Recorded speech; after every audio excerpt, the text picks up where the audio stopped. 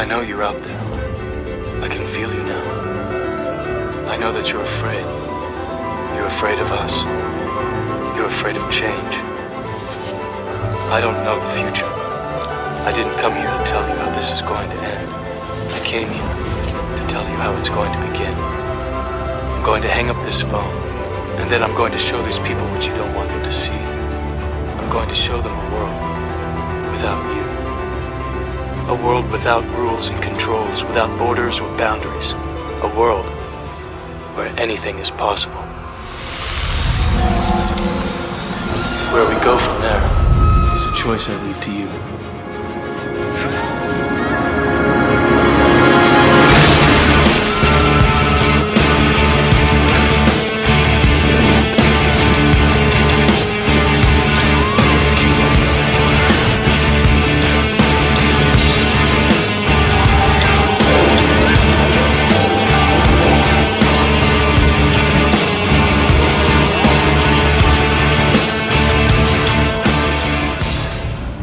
We have an army of digital soldiers.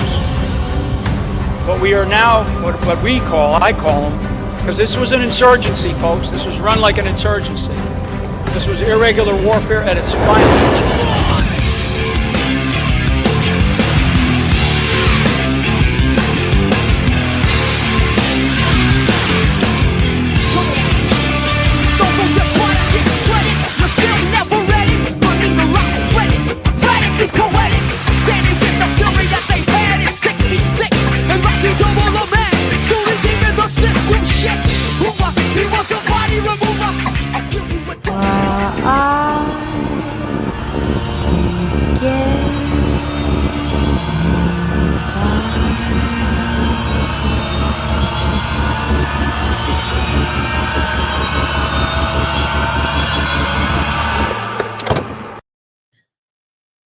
And with that, fellas, it is show time. Welcome to Q After Hours, episode number 4. I made it, everybody. I'm alive. I'll tell you what, I was reading the comments, got my feelings hurt. What happened? They're like, Hope Alpha feels better, but you don't need to make it back. It was a great show. Anyways, I was just like, oh, you disloyal mother.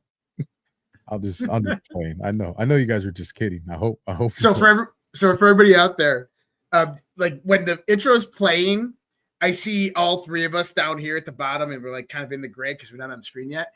And everybody's doing their own thing, and then the Rage Against the Machine song comes on during the intro, and all of a sudden you see everybody just. It's so funny. Oh, so episode 4. If you guys are new to the show, do us a solid, hit that subscribe. It's free. Like, share, follow, leave a comment.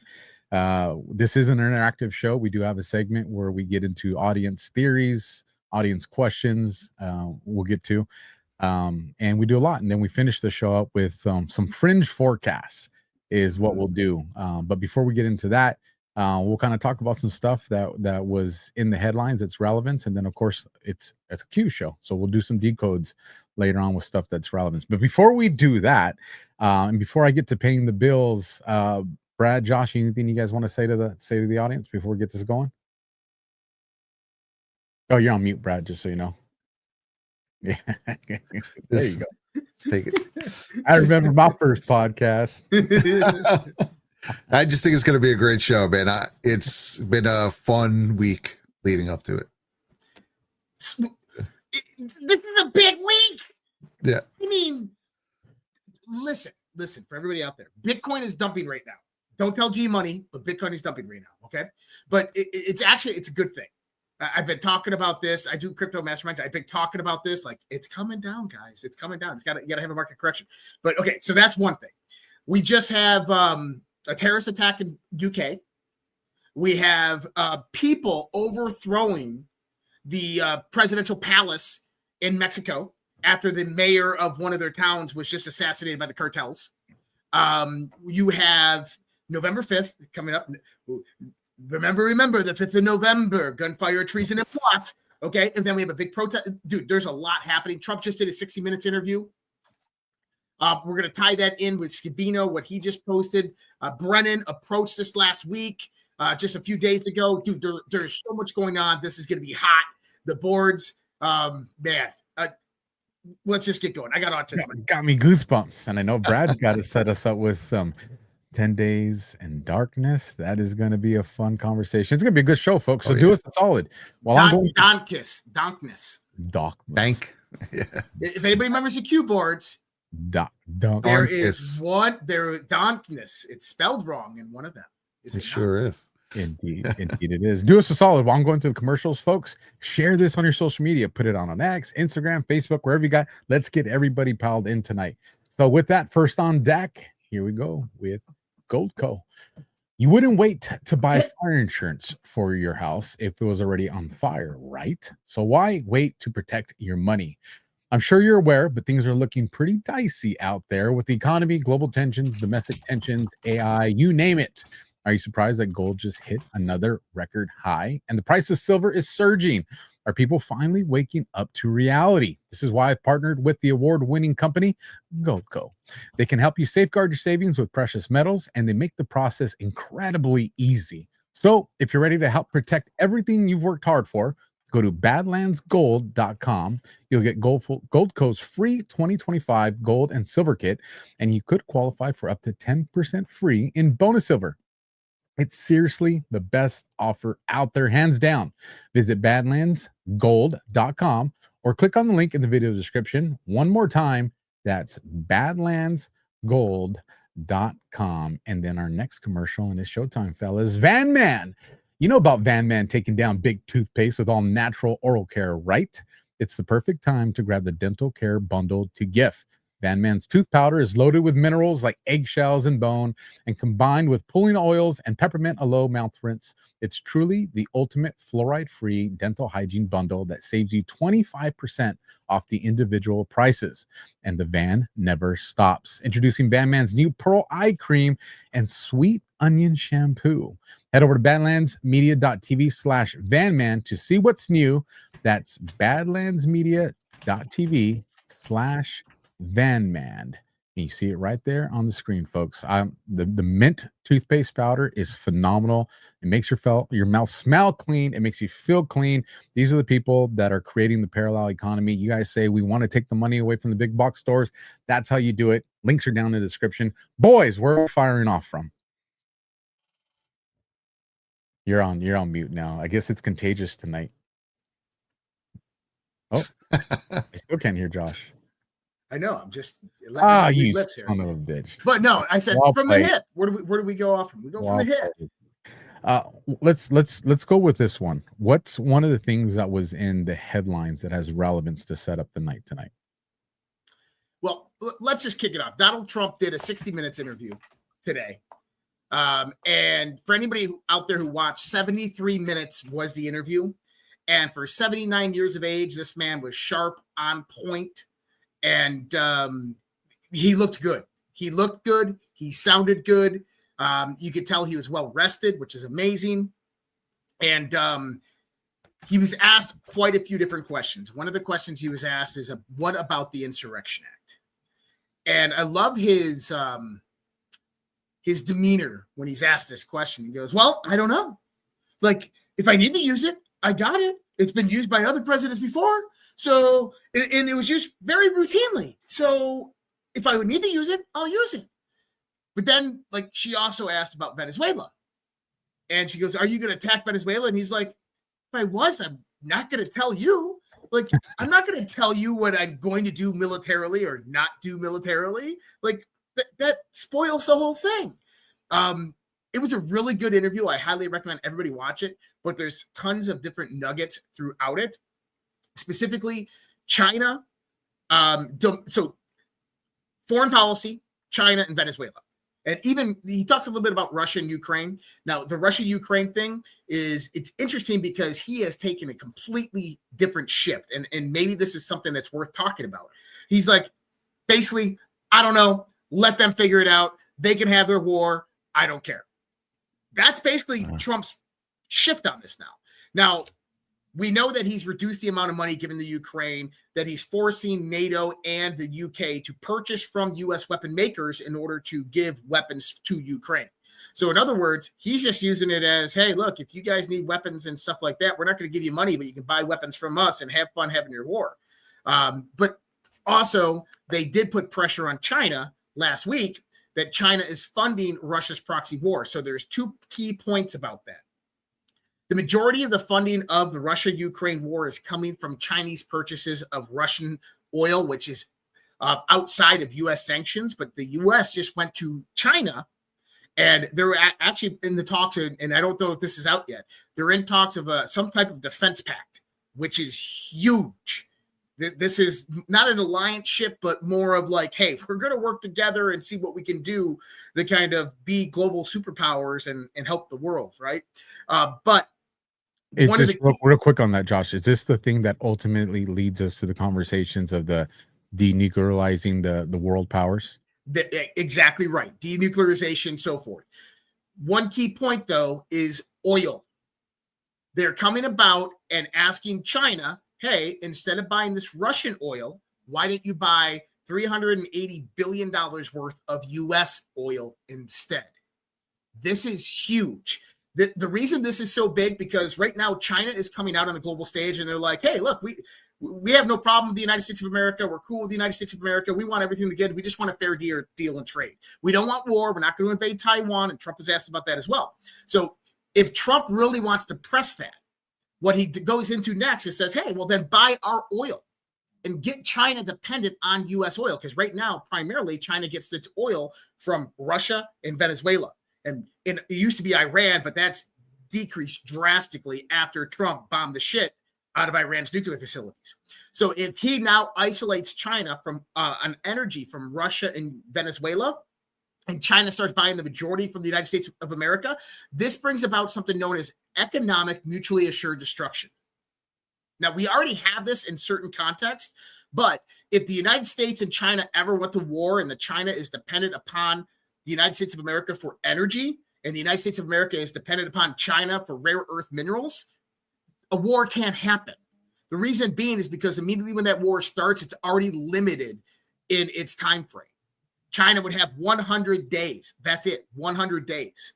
And the United States of America would have like 150. In other words, it's mutually assured destruction that war is never going to happen. It's the same thing as a nuclear threat, the nuclear deterrent. And now when we're moving into the idea of artificial intelligence and the race right now, the real Cold War that's going on, this actually becomes beneficial to China because they don't want conflict. They don't want kinetic warfare. Trump wants the end of proxy warfare that's going on globally. So what Trump's hoping to do is end the Ukraine war through proxy with China, through energy deals. That's going to bring Putin to the table, which I think Putin's already for. I mean, listen, Putin is selling to China and they're funding their government. They're funding the Ukraine war. But this isn't what Putin wants. And we got to remember how the sovereign alliance is supposed to operate.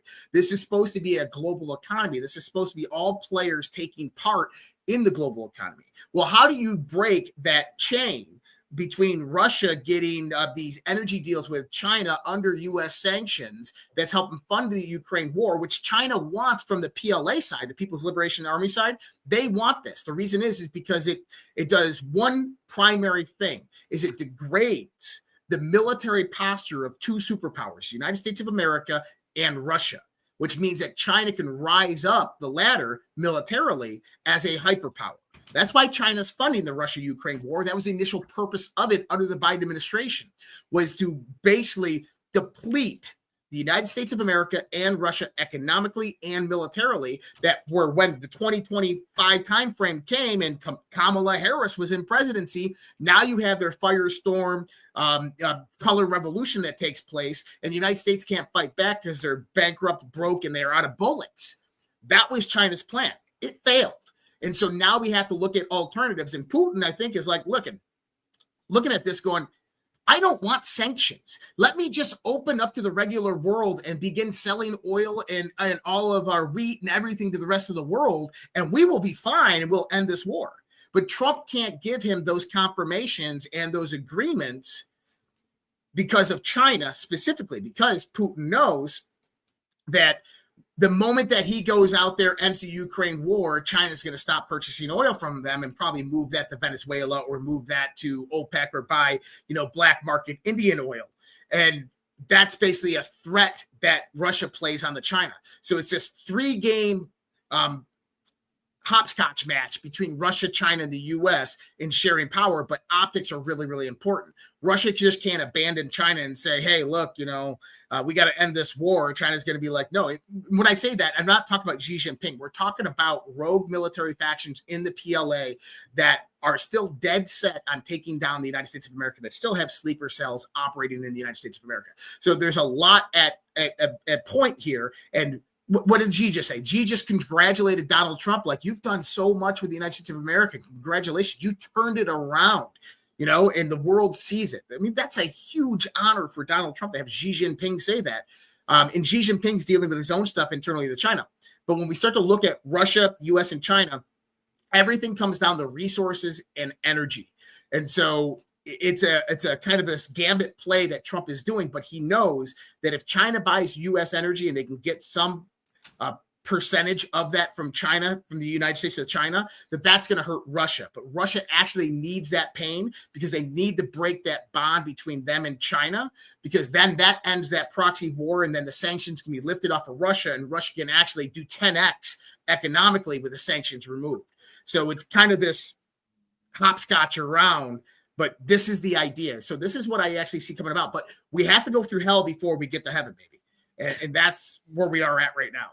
So is the hell part, and me and you had a conversation within the last couple of days. The days are blending. I don't know if it was yesterday or the day before that.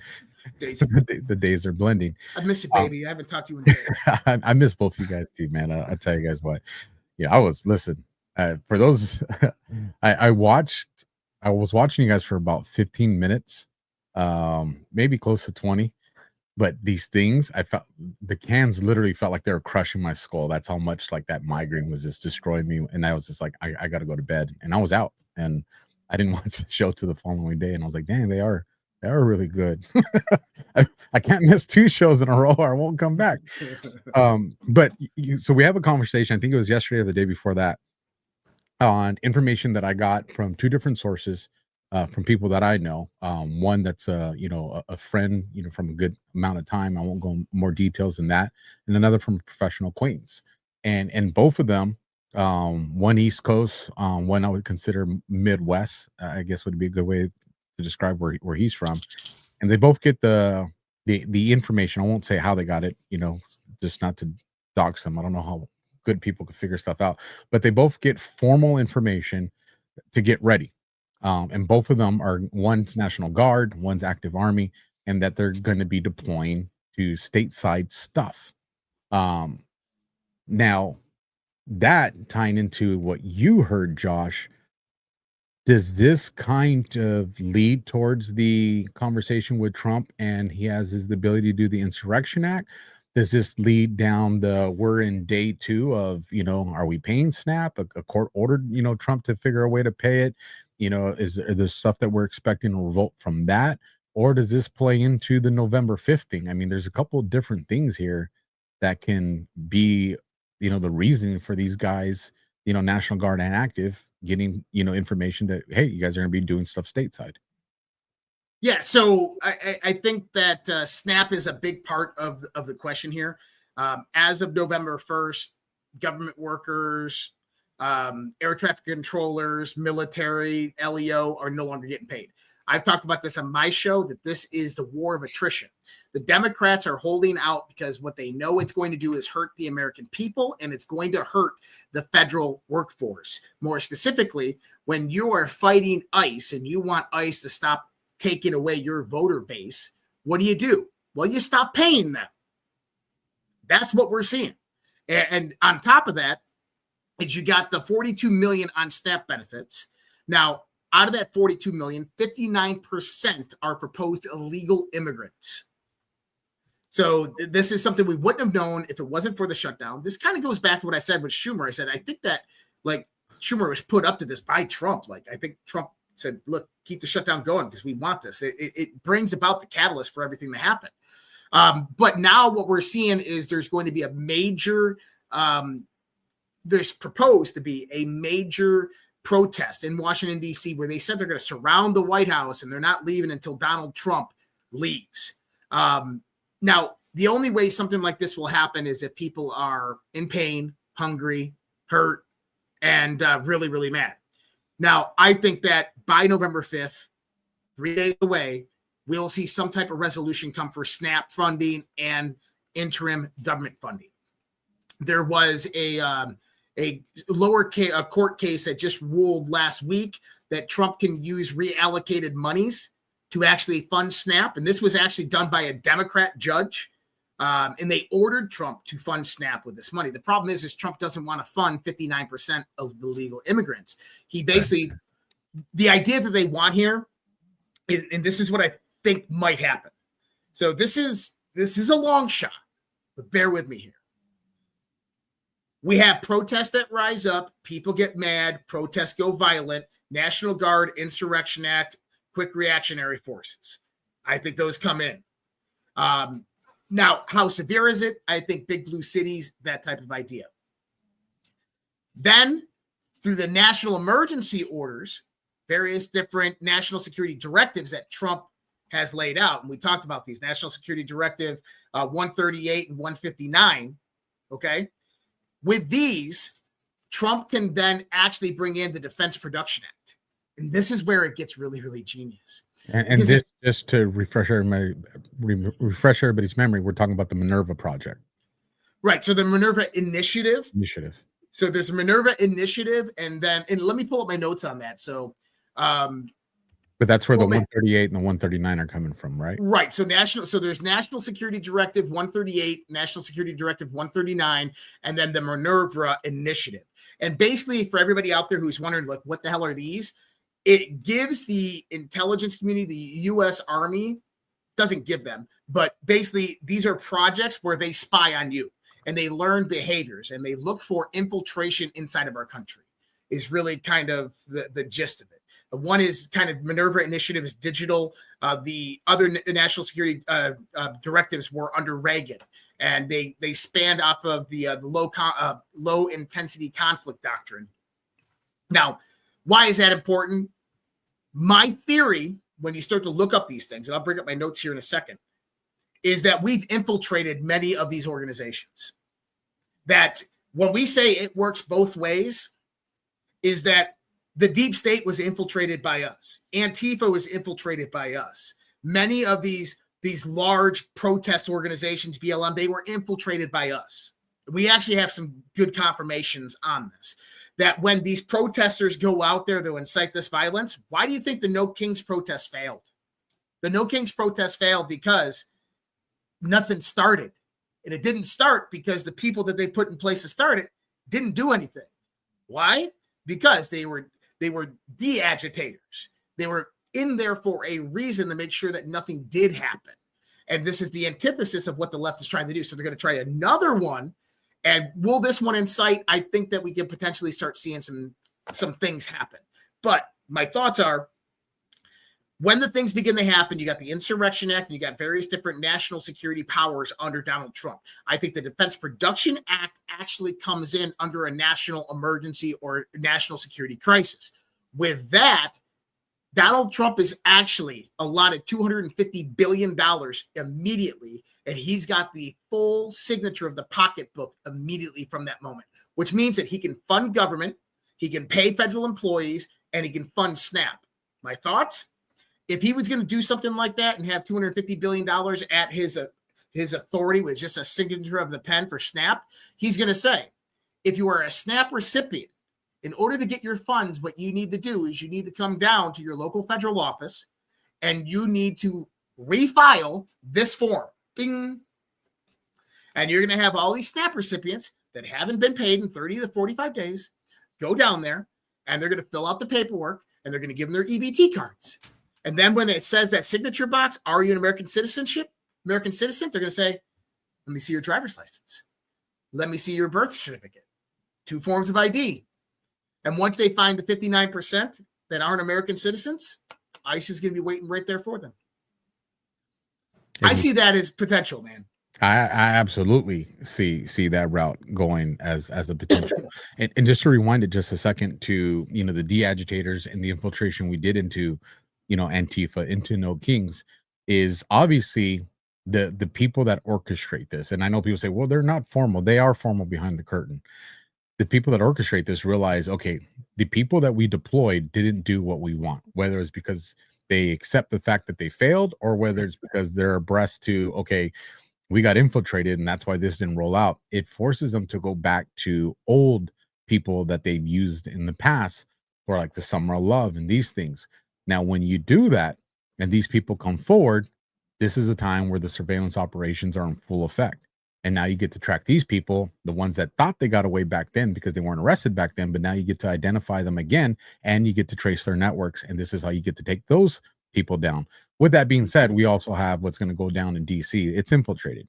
We have intelligence assets that are absolutely deployed and monitoring that at every level of that. I'm 100% confident in that. It looked like you were going to say something, Brad. Go ahead.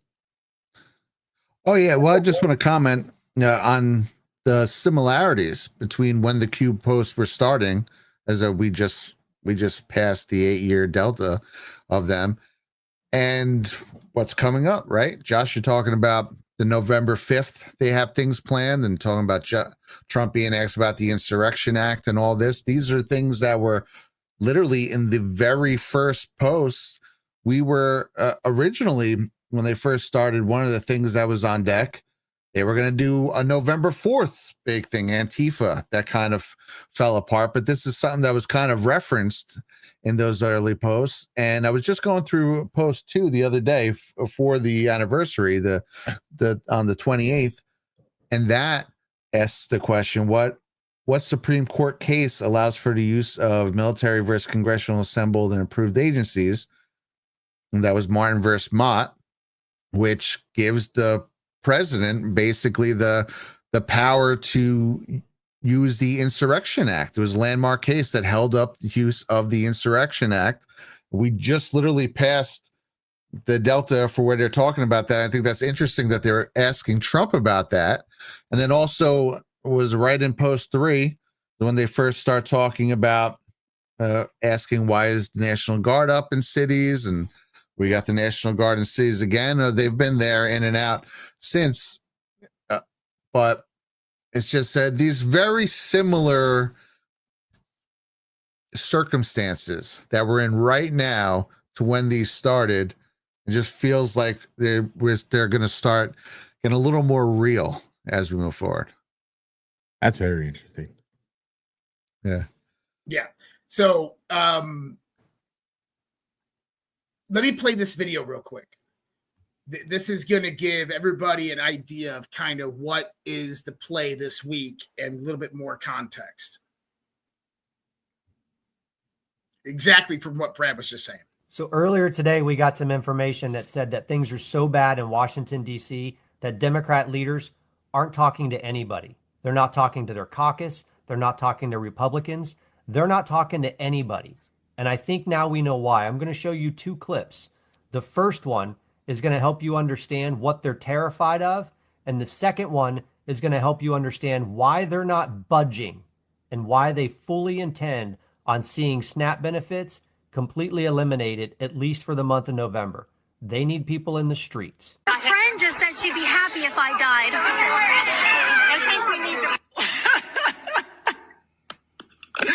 So listen up, Democratic establishment. You can either jump on board with this shit, or we're coming after you in the same way that we come after MAGA. Period. There you go. That is one of the biggest podcasters on the radical left that exists today, a woman by the name of Jennifer Welch. And her show, her opinions are disgusting. And there you have it. She is threatening the Democrats that unless they get on board with the attitude that it is okay to assassinate your political opponents, they're coming after them next. The other piece of this that you have to understand is that the Democrats have no intention on moving at all on the government shutdown until they get enough people that are hungry and angry and are willing to get into the streets. You see, a few weeks ago, when the No Kings protest failed so spectacularly to get the numbers and the diversity that they needed into the streets to justify the $300 million that they spent, It sucks so much oxygen out of the room that most people weren't paying attention to the fact that there's another set of protests scheduled to start on November 5th, this time by an organization called Refuse Fascism, that was started by a guy that considers himself a revolutionary communist.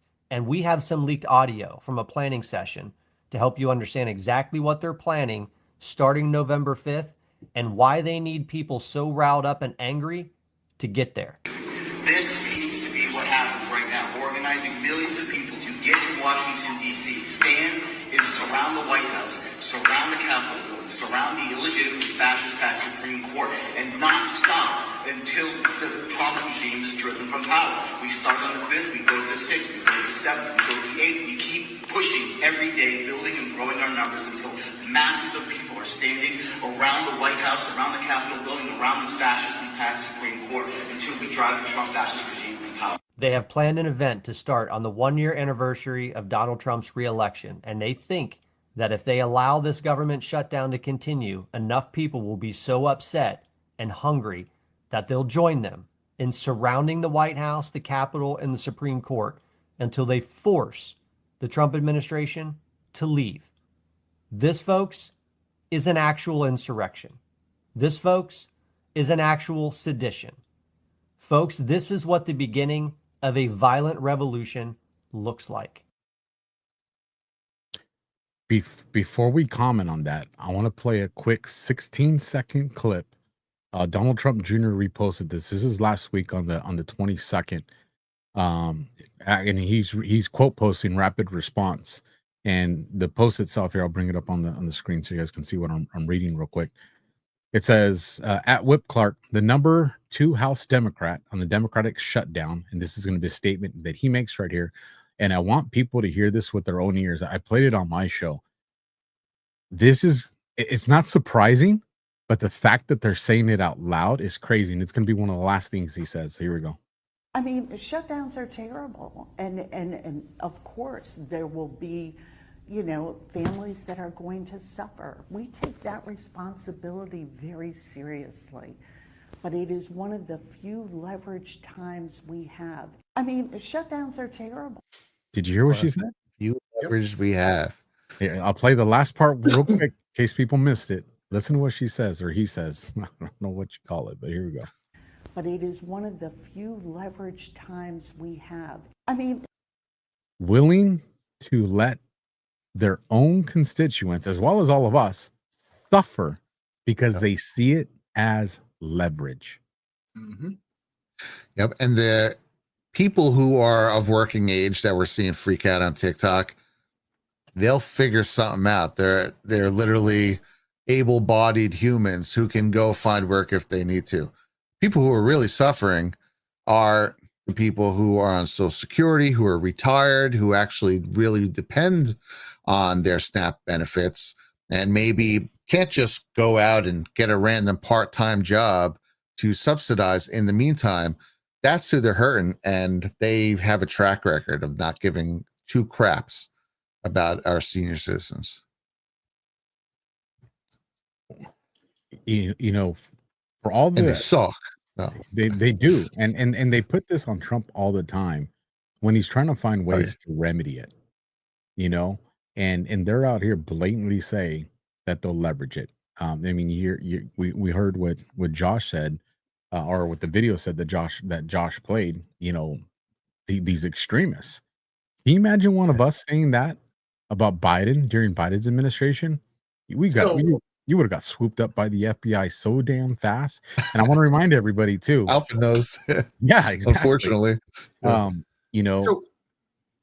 So Alpha, on the Washington, D.C. thing, if you were going to do something like that, okay, if you were one of the planners for this fascist organization, you knew you had a few 100,000 people coming up, would you do a dry test run? Would you test the response capabilities of direct violence with the National Guard? Absolutely. I want to see how much they're willing to commit and the time frame that they'll do it in. This last weekend, Washington, Indiana.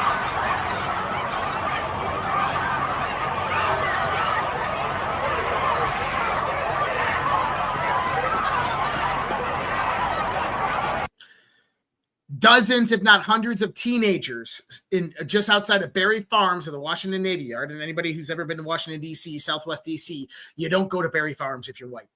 You die. You get shot in the head. I promise you, you will, even today. But a bunch of teenagers swarmed the National Guard, and the National Guard was all over the place. Understand, that was a dry test run.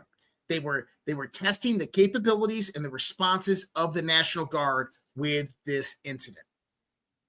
Okay. You want to ping the system, yeah. Sometimes it's divine intervention. You guys will all remember this when we were having these conversations. This is a trailer. I'm going to play the full 2 minutes and 23 seconds. You guys remember this movie? And I think Josh, me and you did a show on this. Civil War. Yeah, we did. We did a whole show on it. On the breakdown. So I'm gonna play this trailer, and then I have that old breakdown from when this came into play. And I feel like this is all gonna lead us into this conversation, Brad, that you've been working on today, and I definitely look forward to that. So let me hit play on this trailer real quick. Here we go. Oh, let me bring it up on the screen and then hit play, so I'm not the only one watching it.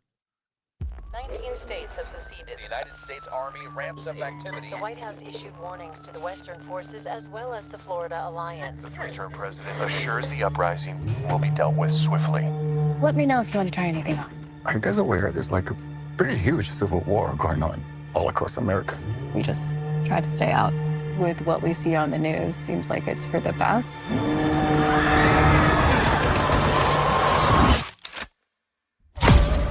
Citizens of America, the so-called Western forces of Texas and California have suffered a very great defeat at the hands of the United States military. Mr. President, do you regret the use of airstrikes against American citizens? We're moving to D.C. today. You need to go down there.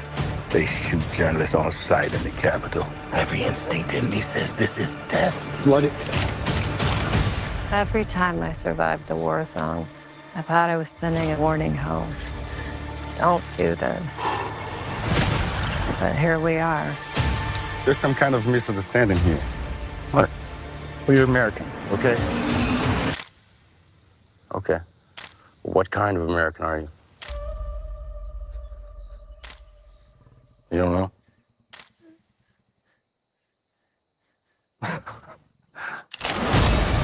The Western forces will reach the White House on July 4th.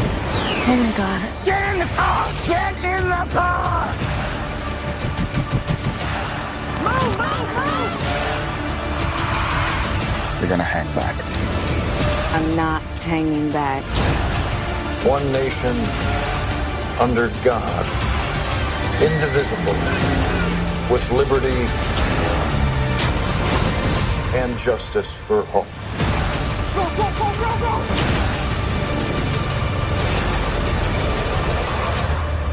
God bless America.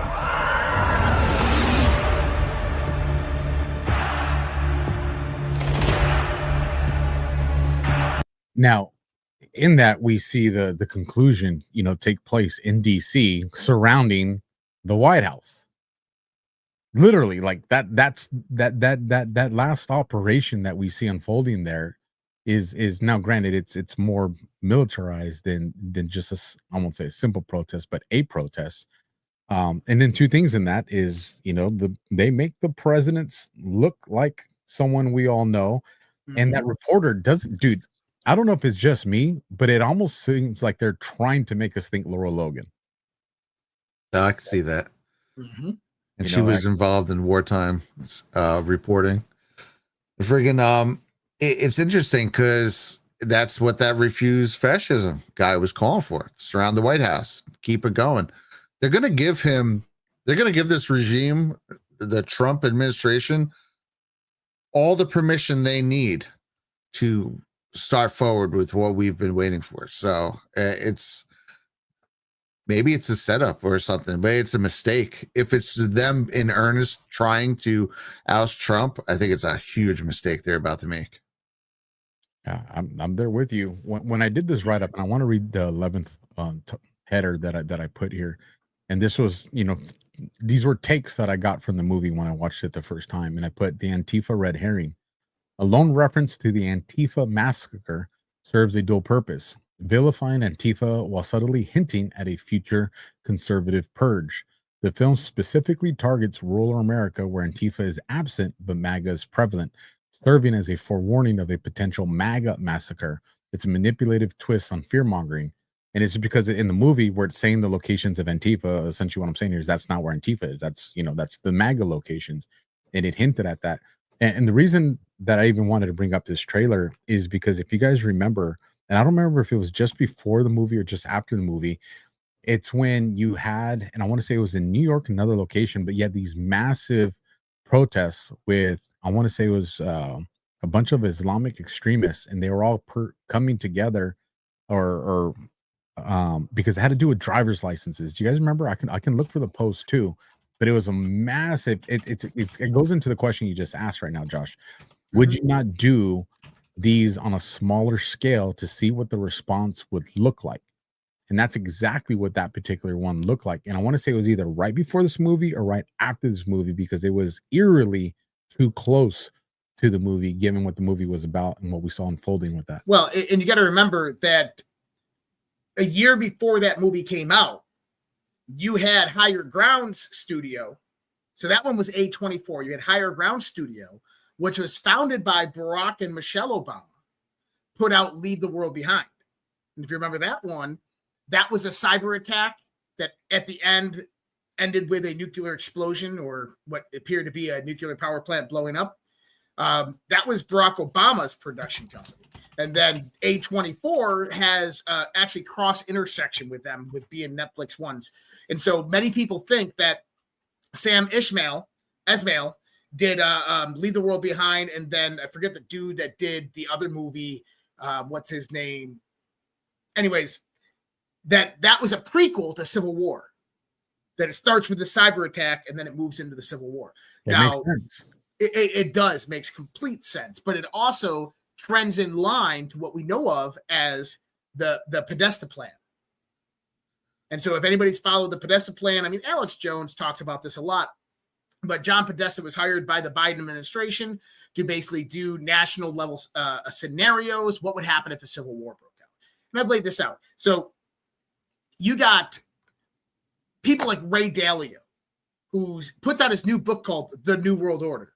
He's doing a book tour, and he's asked, what do you think is going to happen in the presidential election? Do you think we're going to civil war? And he goes, I think it's inevitable. I think it's inevitable because if the Democrats win, the Republicans will never accept it. If the Republicans win, the Democrats will never accept it. The globalists know that this is their end game, that the only way that they can win is to incite and spark a civil war internally and then to have an army in place to ensure that it continues and propagates and that they have someone there to basically take over cities so their people can rise up and take back the power.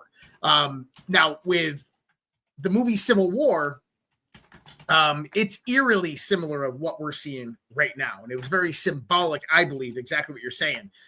Gavin Newsom and the Western Front and Florida. But it was interesting because they talk about Florida and Texas as being a part of their alliances. And that's one thing that is definitely not true.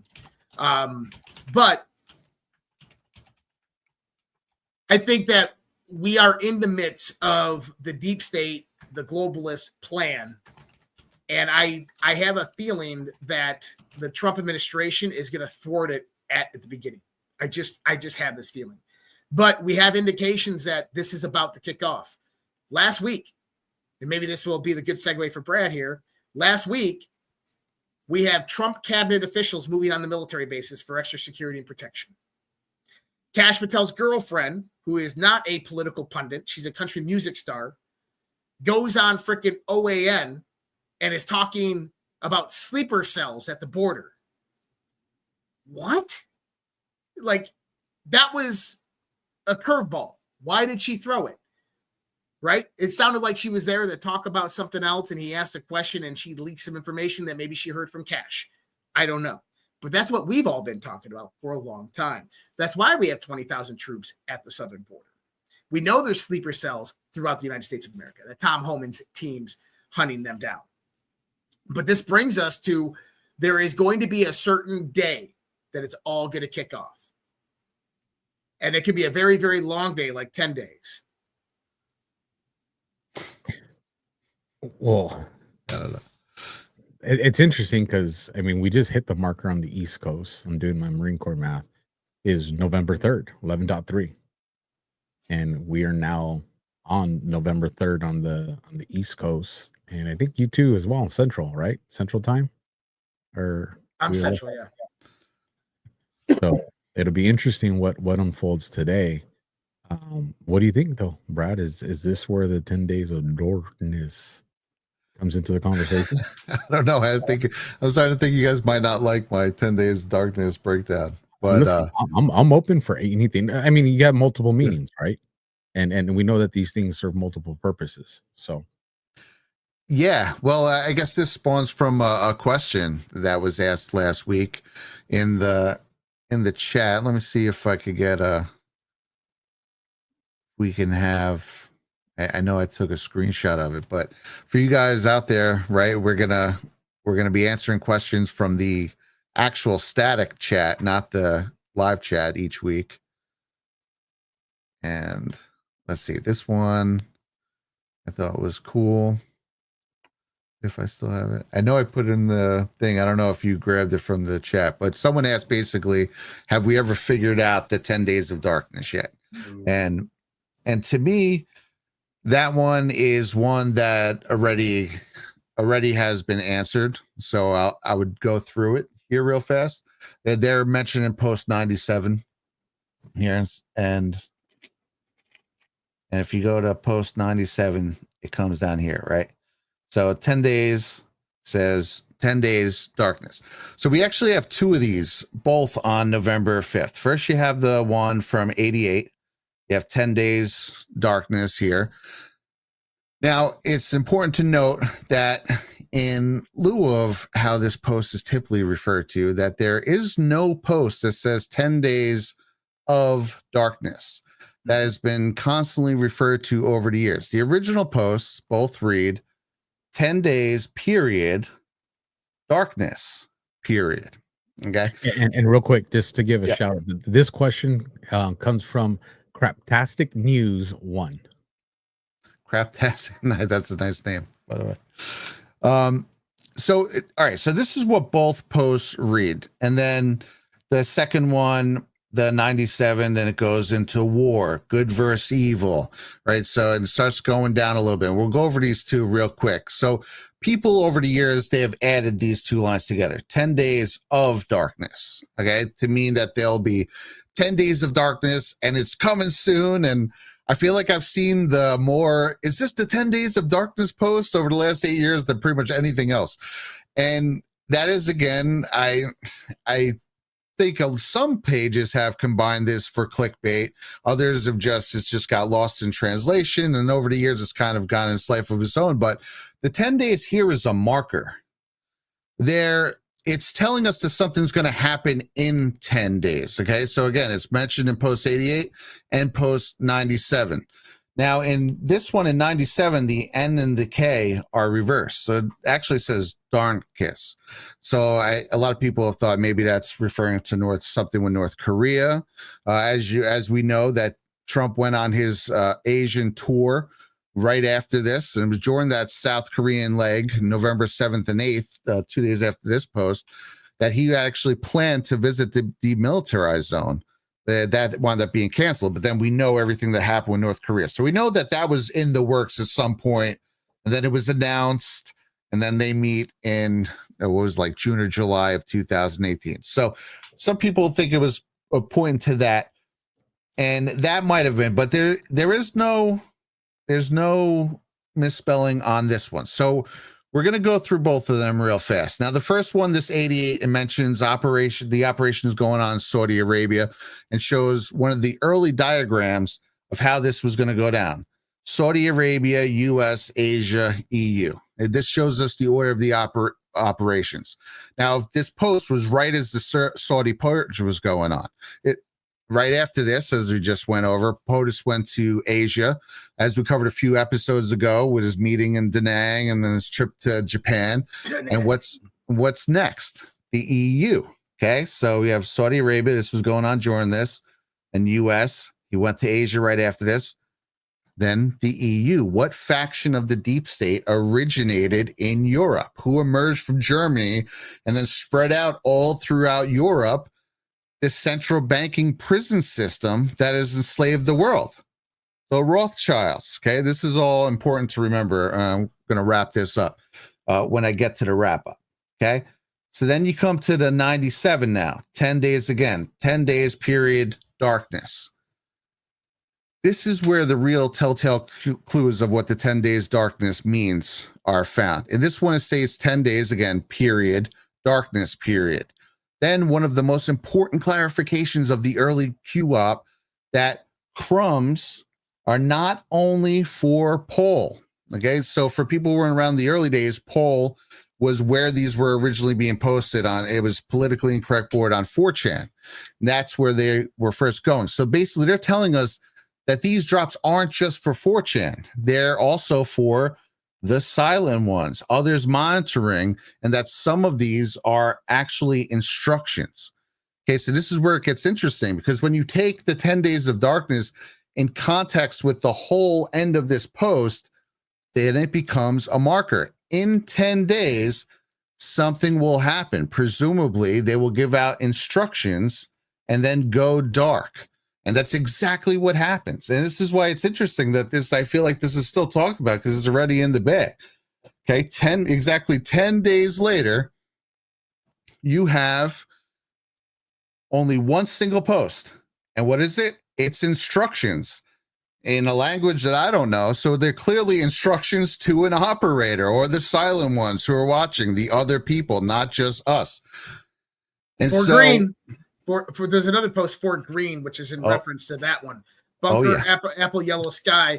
I think that wasn't this, Brad, wasn't this the plane that flew over the Rothschilds? It sure is. Okay. Exactly. Yeah. See, Josh knows exactly where I'm going with this. So they go dark, their darkness, they go dark for pretty much 5 days from November 15th to November 20th. Except for one post on the 18th that literally just has 2 pluses, which we had just learned on November 11th during that 10-day lead up meant Rothschild. And what happened right on the 17th, right after these things, there's a helicopter collides right over the Rothschilds' estate.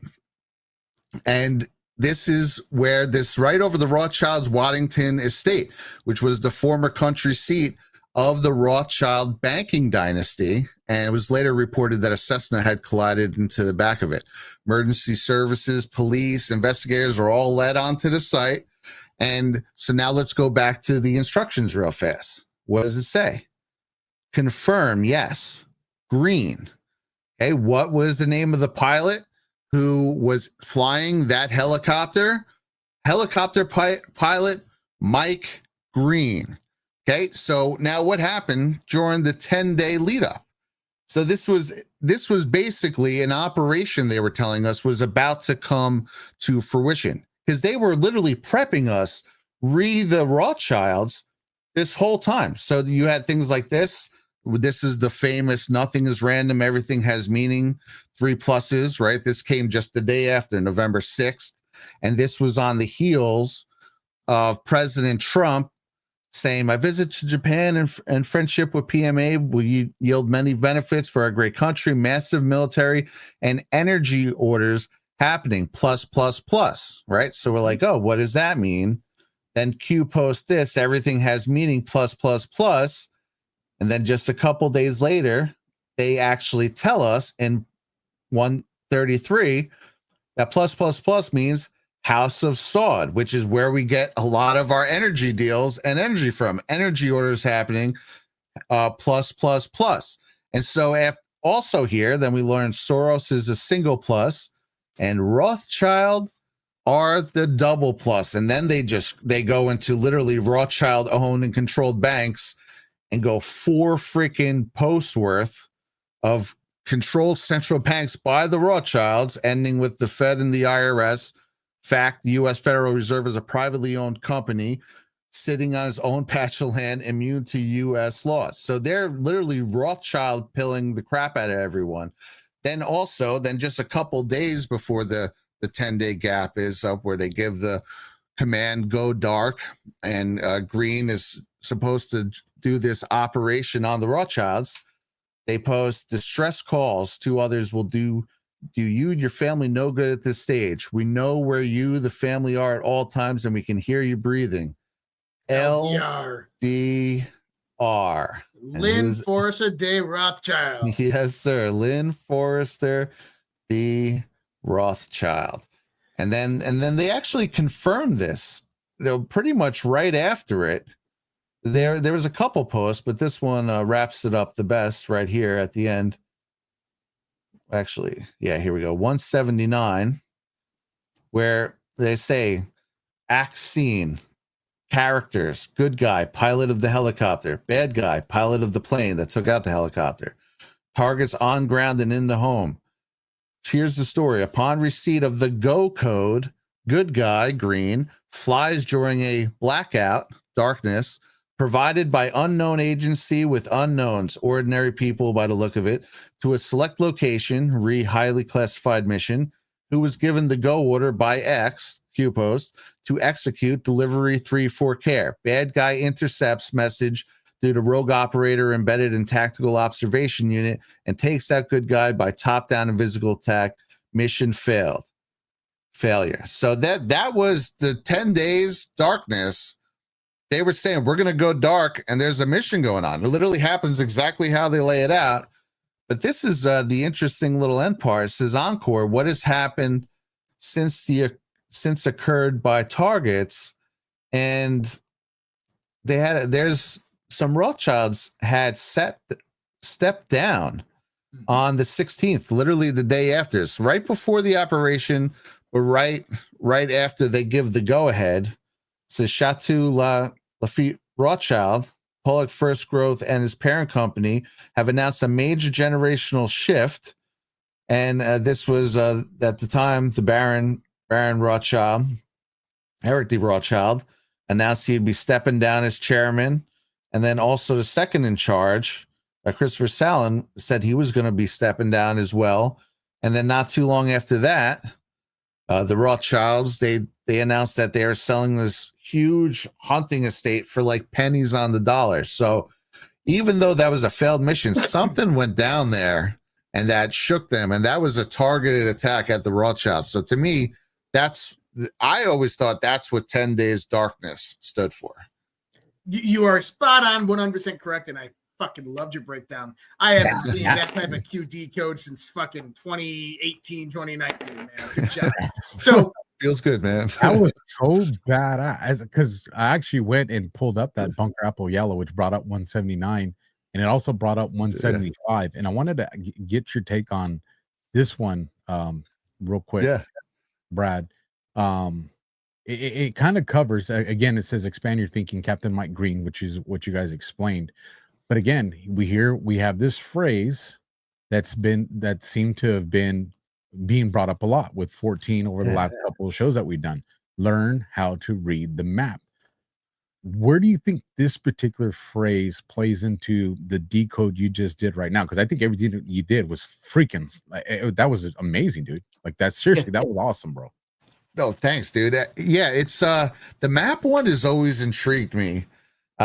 It's weird because it's just the post put in order. The only thing I could ever this is something that I remember thinking years ago, and it'd be interesting to see what you guys think. Hold on, let me just bring this up real quick, and I'll put that back. So this is, let's see. You looking for that one? Oh yeah, there we go. So to me, it's like it's just the post, right? We could just read them on 4chan. You can read them on the aggregators. I'm like, what's different about this? And a lot of them have said over the years, and it's kind of unrelated to what I just went over, but they've said the map is key. The map is key. Now, look how they have this set up. Is this a literal key to something? I mean, you can make these as big or as they put this together, right? You can make these as big as small as you want. I mean, are these literally the keys to something? It looks like a key, right? But that's just a side thing I've always thought. Well, the other thing too is if this is indeed the map, every map has a key, or the legend, whatever you want to call it. Right, a key or a legend. Yep. So, if this is the map, what part of this map is the key that explains what the rest of it's about? Because if I'm looking at, remember, it says learn to read the map. Well, if you're learning to read the map, well, then these are the these are the different. Go to 128. Go to one. Well, so this is 128. Scroll down a little bit. Okay. So right after Think Mirror on this post, you got to scroll down on that post. Whoever. Yeah, which row? So if you're on this post right now with Trip added, yeah, scroll down to where it says, what is a map? Why is a map useful? What is a legend? What is a legend useful? What is the sequence? Why is it relevant? When does a map become a guide? And so that, to me, right there, then it says right at the bottom is the next one. When does a map become a guide? And then what is a keystone? Yeah. Now, when you go back and you start looking at the variations of the map, what do you begin to see? Q tells you that the map is coming together. Good job, Patriots, right? Right. So what's the next iteration of the map after this one? It's 132. 132. Okay. Let me see. So there's 132 is one. And Q says confirm correct, right? All right. Confirm correct. And then this keeps on going. I mean, it goes to the next one. That's when you get the what you just saw right there, the House of Sod. Central banks go through because we're at 137, 138, and I think I want to say it's in the 140s. I don't know how to look at the post on Q alerts like that, but I'm just going. The next iteration is, I think, the one that we want. Oh, actually, what you want to do is you want to go back and look at. And was Brad here for the Flynn breakdown video we did? Here's the 132. Man, I don't remember. I don't remember if that was on DEF CON or here. It might have been on DEF CON. I don't. Oh, were you talking about where Alpha's theory of the 5-star? I was there for that, but not. No. So let me pull up some things for you, because my thoughts are this: is that what Q is hinting towards is that the posts are specifically kind of a flow of events. When we look at it, this is a flow of events that are all just scattered all over the place in the first few hundred drops. Okay. Yeah. And that there's one post that wraps it all together. That's the keystone. The keystone is one post that makes all the rest. It ties them all together and makes them all make sense. Now, if you go into the boards, what does it say the people are? The key is people and POTUS. The stone is military, right? And no such agency. So the people, POTUS, and the military are the keystone. So which post represents that specifically? So you're saying like this, the military civilian alliance is the keystone to the operation, right? So go into the post, and there's one variation of the map that has post 14 in the top left corner, and that might be confirms it as correct. First one I had.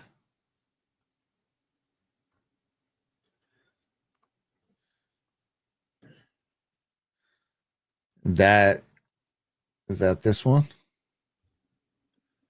This has 14 right here. No, there's one that has 14 right in the top left-hand corner. Without the green. This is actually the next variation of it. So that was the first variation of it. Or sorry, that was the next variation after that. I got them somewhere here. Let me see. Oh, that was the second one. Okay, I get what you're saying. So whatever the first one is, yeah. Yes. Whatever the first one, the first time the map came out, it had 14 right there in the left-hand corner. Now that's critically important because that becomes the keystone. 14 lays out the whole kit and caboodle, man. Yep. So let me see if this is it right here. I'll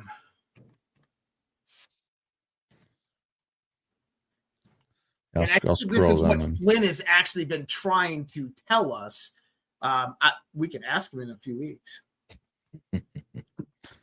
I'm so jealous. So let me see if I can find this video.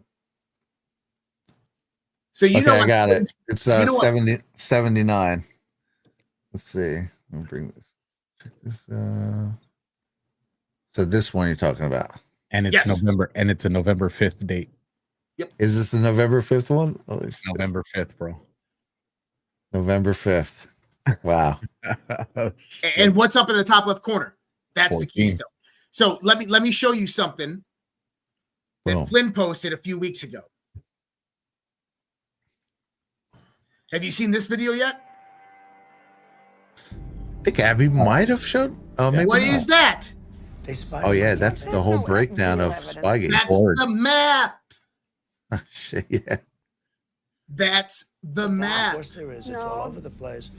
I remember when they had that set up. That's when he was putting together his. It was putting together a whole video on it. Yep. So I break this down in a few different points. General Flynn posted a 28-second video in the background of the wall connecting the dots. Full picture must be seen correlated in the board post 28. Is this hinting at what I've been saying? Double meaning exists. What must be completed to engage military intelligence over the three-letter agencies? They're in the 1950s and 60s. Federal troops and federalized National Guard forces, accompanied by military intelligence personnel, were deployed to help integrate Southern schools to help deal with civil disorders in Detroit, 1967.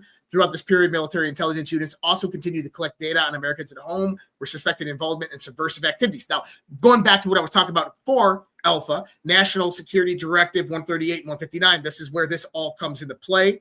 U.S. Army used 1,500 plainclothes agents to watch demonstrations, infiltrate organizations, spread disinformation. Why is that important? Exactly what we're just talking about now. So when we go into this, Alpha and I broke this down, that there's massive correlation towards Q14. And if you go to his other video post, the one that he posted that's 3 minutes and 40 seconds, it's all over. Let me go into here. Boom. Cut this right here. Put this in. And here you go. Here's another one. So you have Flynn right here. War is deception. A war can be a war in the narratives, in how information. Chessboard. And the globe. Right? Is deployed. 14. Right there at 14 seconds. What do you got? Oh, post 14. Washington, and then you have Army Strong. That's 14 seconds? That's at 14 seconds. I love it, dude. That's awesome. Yeah, all that's so on purpose, without that. Oh, yeah. In order to manipulate the belief system of people. CIA headquarters. CIA is So here. now, instead of, putting a bullet through somebody's head, you assassinate them by narrative. And for a guy. Now, did you notice that? I want you to watch that real quick. Watch what happens with the video. Narrative. And for a guy. Did you see it? It's the glitch. Yeah. Yeah. So for a guy. Flynn, so in these videos, every video that they've done, there's points where they black out the screens completely and then go into the next segment. There's points where they glitch. These are timestamp references hinting towards board posts. And this is in the last breakdown that Flynn put down in the video. It's, did you catch the engagement? Did you see how the engagement is happening? As in, he's already verified to us, to me and Alpha, with even confirmation. I did this on one of the Q After Darks a few weeks ago, is with confirmation that the new boards are on X, that the old boards are compromised, that the new boards are on X. And so what they're teaching us, I believe, what Flynn's teaching us through these videos is, this is how we're communicating now. Watch what happens, right? And so that was at, I think that was at 32 seconds or something like that, that glitch happens. X, and I would argue also Trump's page on Truth Social too. And the so combination, one of the exchanges you're seeing is Trump will post at like midnight, 2 a.m, and Flynn post at like 5, 6 a.m. And there's direct correlation between those two posts. Direct correlation. So and I put this in my on my X feed. Like, this is the engagement that we're seeing. Pay attention to this. And so my thoughts are that Q14 is the cornerstone, or sorry, the keystone. And why is Q14 the keystone? So military intelligence, everything that we're talking about here wraps up in the military intelligence. This actually gets me back into the national security directives. So you go into just a quick breakdown. National Security Directive 138, combating terrorism, 1984, Ronald Reagan. Authorizes CIA, NSA, and the DoD to conduct offensive counter-terrorist operations, including preemptive, covert, and psychological actions outside the United States. Established interagency task force and fusion centers, expanded psychological and information operations as legitimate warfare tools, introduced the idea of collecting cultural and behavioral intelligence to predict threats, shifted terrorism response from law enforcement to behavioral warfare, blending intelligence, media, and covert action. Again, blending intelligence, media, and covert action. National Security Directive 159, management of low intensity conflict, 1989. Built a permanent doctrinal and bureaucratic framework for conflicts below conventional warfare. This is what gave authorization for the post 9/11 2001 authorized use of military force. So created a Pentagon low intensity conflict board to coordinate psychological, economic, and civil military tools. I'll say that again: psychological, economic, and civil military tools. If you listen to Trump's 60-minute interview tonight, they were talking about the SCOTUS decision that's coming out this week of Trump and tariffs. If Trump has the authority as president to do tariffs, or it has to go through Congress, that's this week. Okay. And Trump said it's a national security issue. He goes, I stopped 8 wars, and all of them I stopped were with tariffs. That is a military weapon right there. National Security Directive 159.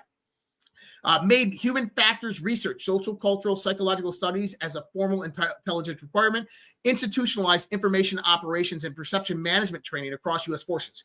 Say that one again. Institutionalized information operation and perception management training across U.S. forces. Turned winning hearts and minds into structured science, essentially formalizing the use of social engineering in U.S. defense policy. Now go to the Department of Homeland Security, go to ICE, and go look at their social media posts.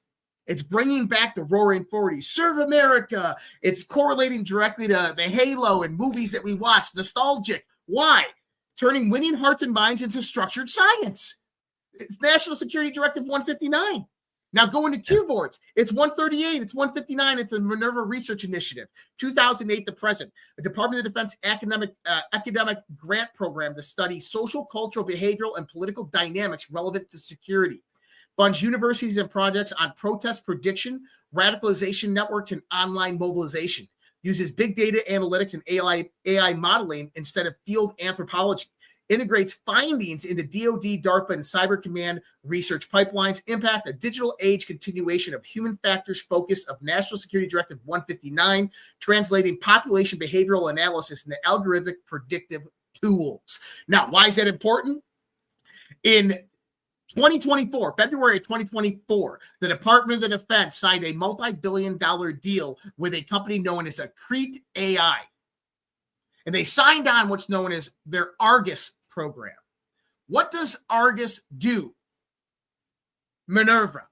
That's exactly what Argus does. It scours social media. It takes all your behavioral analytics, and it tries to find threats before they arise, protests before they go violent. It tries to find and hunt down the actors. It takes the bot fields from those domains. It finds out what nation states are sponsoring those bot fields. It finds out the threat actors that are associated with it. It tracks the IP entanglement. You got to remember, you know damn well that the DoD has an integrated background into X, and they know that every IP address is into X and how they're all cross-correlated. Well, that's what Argus does. So when I say that we had this November 5th protest coming up, we've already infiltrated. We already know. We already know who's funding it. We already know all the people involved, and we've already infiltrated it. Why? Q14. Q14 is the keystone that allowed that to happen, where U.S. military intelligence came over top of all the other intelligence agencies, controlled the information dissemination to all the contractors, deep state, and foreign intelligence agencies abroad, which means that they cut them off from the information flow chain, which means the only thing that they could hope for, going blind now that the intelligence was cut off, was the funding and the financing. Well, what happened there? Donald Trump came in, cut off all USAID, cut off all the Soros funding networks. So now they are penniless and they're blind. So now they have to shoot. And I'll add something to that, Josh. And they're exposed. You just made sense. You remember when you made something else make sense. Let me correct my statement. You remember I think it was last year when Elon did the big bot purge? Yep. And everybody was like, but why didn't they take them all down? If you have the software to take down the bots, why wouldn't you just address all the issues? And I said, well, there has to be a reason they would leave remnants of bots. And now when you were talking, they made it click. Is we know that they're tracking all this stuff on the back end. So we know that there's certain third-party applications, right, that own these bot farms. So the more you're willing to pay, the more sophisticated and real the bot is, all the way up to and including interaction. So when you do a massive bot purge, and we know a lot of these, people on X that are utilizing this, well, as you start to purge it, they got to go and they got to redo the purchases. Now, and I know I've been doing this because this is how I've been able to identify some of these clicks. So you can imagine what they're doing from the predictive analytics side and the AI that's on the back end. Is what I do is I'll go take screenshots of a lot of these spaces for the bots that are present. And then when I get to another one of these actors, I take a picture, a screenshot of theirs or a video.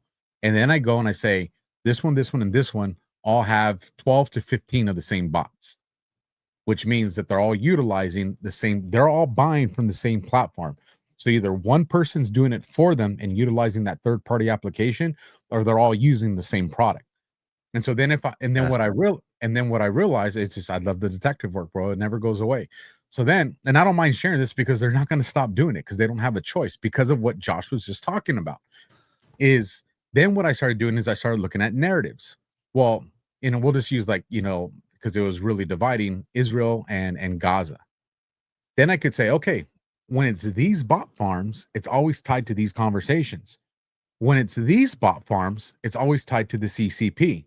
And then that's how I started to put together my little cloud map of these different factions. Well, if I'm doing it on this end at the slow, the snail pace, old school, recordings and screenshots, then what you're saying, Josh, is on the back end, not only do they have what I'm doing at a much faster rate on a much larger scale, but they're able to track it down to now they know what software company was used, which means they can track who made the purchase, which means now they have a name, a credit card, a funder, where the money came from, what you're talking about, which now exposes them to an organization, because now that leads to a computer, an IP address, a phone number, an address, and you put all these things together. So by not eliminating the bot farms, but by cutting it down, you force them to go do new purchases on a smaller available, product list, which allowed them to map this out even easier. That's all my brain went to when you were describing that, Josh. Did I make sense? Yeah. Spot on, buddy. Yeah. And that's why you don't get rid of all of them. You keep some, because now you know they exist. Now you watch them and you watch them spider out. And like you're saying, you can start mapping everything out. It's brilliant. So let me, you ever get like source information and you're hesitant to talk about it? Yes. Okay. So Chris, my brain's working like yours, because right now I just thought of, okay, now I can set up my thing to pick up spikes. Yeah. I can use that as a marker. So. Let me put this out. Okay. Number one, why we talk about Flynn so much and why we're talking about this. So I was just talking this to Brad. I think we did this on DEF CON. I'm going to bring this one up. And then I'm going to go into some source information that I have. So Flynn posts this video right here. Okay. I remember 4 minutes and 13 seconds long. He posted at 4:05, right? So, or sorry, it's 4 minutes and 12 seconds on. So you always go by phone, the phone length of the videos. It's always 1 second longer on PCs, or at least it is for me. But 4:12, trip working on one device only, multiple devices necessary. The timestamp is 4:05. We listen, find the exchange, no coincidences. Multiple people were asking Q to make things more public, calling for full disclosure. That's what this post actually references. There's contextual reference frame. And so this is the idea that the boards are now on X, and Flynn is telling us this through videos. Okay. Now, going back into what we were just talking about. I posted this on October 25th.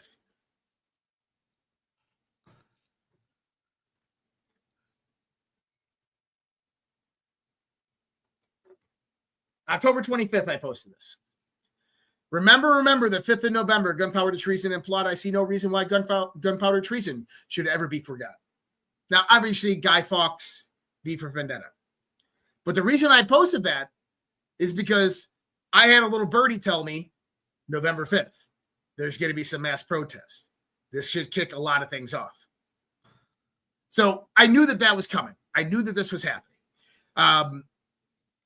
A few years ago, I got some information from maybe the same source. And it was in a connection with a liberal journalist. The liberal journalist, we got on Signal, and he's like, I got some information for you. This is going to blow your mind. And he started feeding me some information. I'm like, give me the file, download, share. Started looking at all the files, and he's walking me through it on a Zoom call.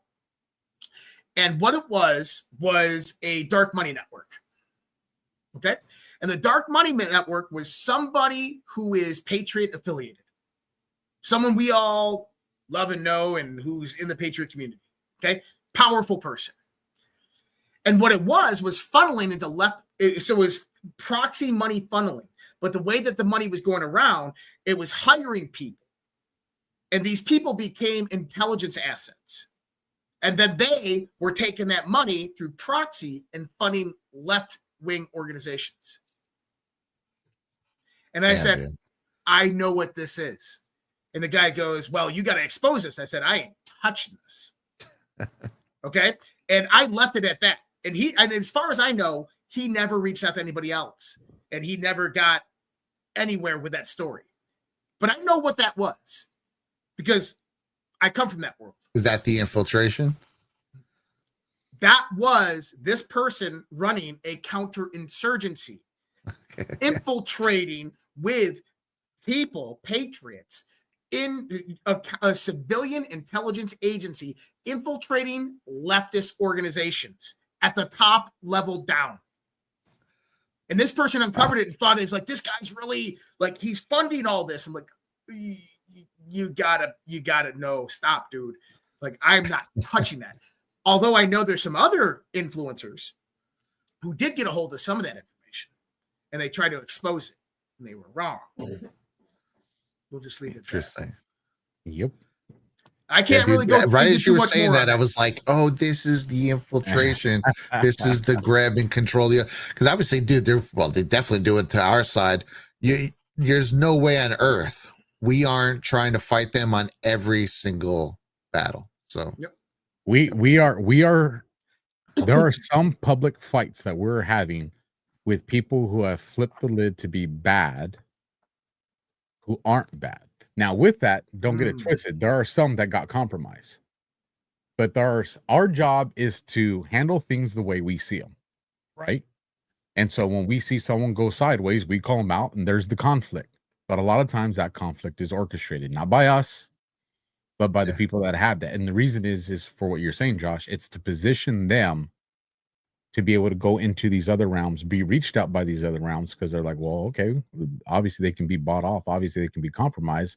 Hey, come with us now. Help us with this.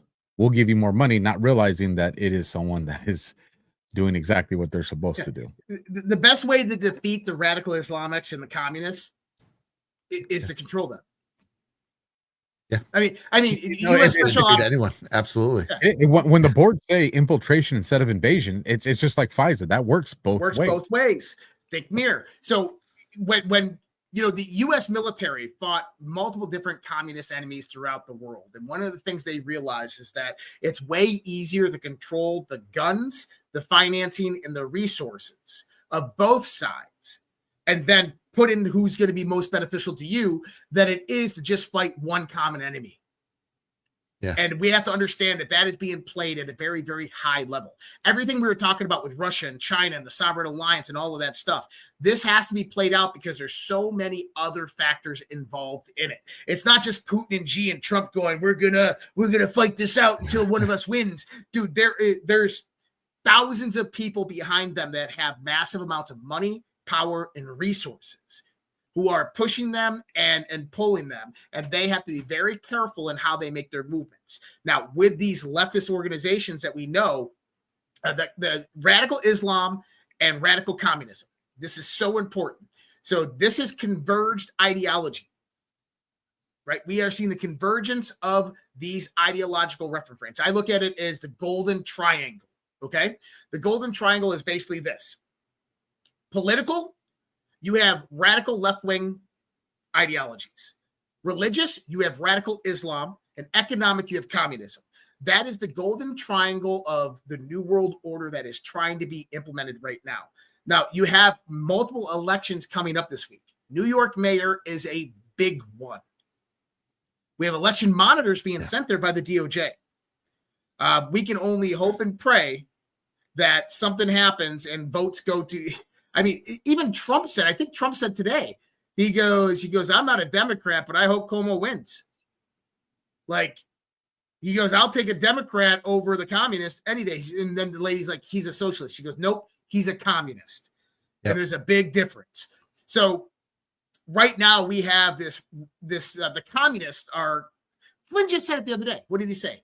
Is that things in the darkness need to be brought into the light. Yep, he sure did. Yeah, dude, the mom Donnie.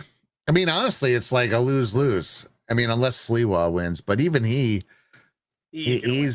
I don't love Sliwa, but oh my gosh, I love him over to Cuomo and Mamdani. But it's like Cuomo is a horrid leftist and Mamdani's a horrid radical Islamist. Like either way, the city is totally screwed. You have like some guy who mass murdered the elderly with COVID patients versus some guy who wants to just totally give over New York to communism. It's like, I don't know. Well, I'm just hoping one of them winds up, whichever one does win, winds up being a red pill and just shakes some of these people awake, man. Well, so October 25th as well, Flynn posted F3EA. What the hell is F3EA? I remember this. Right? So I had, oh, there it is. Let me go in here. I didn't realize you could just copy and post these without just switching screens again. So here's a breakdown. Operators active. F3EA. Find, fix, finish, exploit, analyze. So this was in reference to this post right here. Stephen Miller talked about Tren Agua, designated foreign terrorist organization for Venezuela, operating under direct control of the Venezuelan regime, has waged a campaign of rape, torture, and murder against Americans, and its members are designated as alien enemies under the United States of America. And so, there you go. Contextual reference, right? Overnight, President Trump talked about Department of Defense. Flynn says F3EA. What is F3EA? This comes from the U.S. military and intelligence community's targeting doctrine, particularly within special operation forces and counterterrorism operations. JSOC adoption post 9/11. Units like Delta Force, SEAL Team 6, and Task Force 714 operationalized F3EA to rapidly locate, neutralize, and exploit enemy networks, often in hours rather than days. It became part of the joint publication 3-60, Targeting and Related Counterterrorism Doctrine as a model for dynamic, adaptive targeting and intelligence exploitation. What does it mean? Special operations targeting cycle born from post 9/11 counterterrorism operations designed to speed, precision, and intelligence exploitation. In other words, operations are active. Now, why is this important? Because this works both ways. This is domestically. Domestically is what you have to think about this. Now, let me ask you this. Without the Insurrection Act, how can you get Delta? How can you get SEALs, Rangers, Delta, these types of guys in cities for quick reactionary forces without having the legal precedent to do that? Could you hide them under the National Guard? You absolutely could. So when they said that they were deploying 90 National Guard per city, it was 32 cities or something like about 90 National Guard. Does that make any sense? Because that's not enough National Guard for crowd control. But that's enough special operation forces to be poised as National Guard to go in there to do operations. You just made me think of something. I gotta look this up, bro. You just made a light bulb go off on something. I gotta check something real quick. Keep going. Oh yeah, and going back to New York City, Silwa is not going to win. I think that Silwa should. Yeah. I think he should drop out, and Cuomo should get those votes because I think. No, but what for Cuomo though? The guy's the worst, and like. This is the Psyops already gone, so we're not gonna change it now by talking about it. But the whole psyop was to get people to think that a whole bunch of Republicans were going to vote for Cuomo. And then the people who were out to lunch start thinking, people are voting for Cuomo to fight Mamdani? Okay. When really, in a normal election, Mamdani and Cuomo would split the vote and Sliwa would win.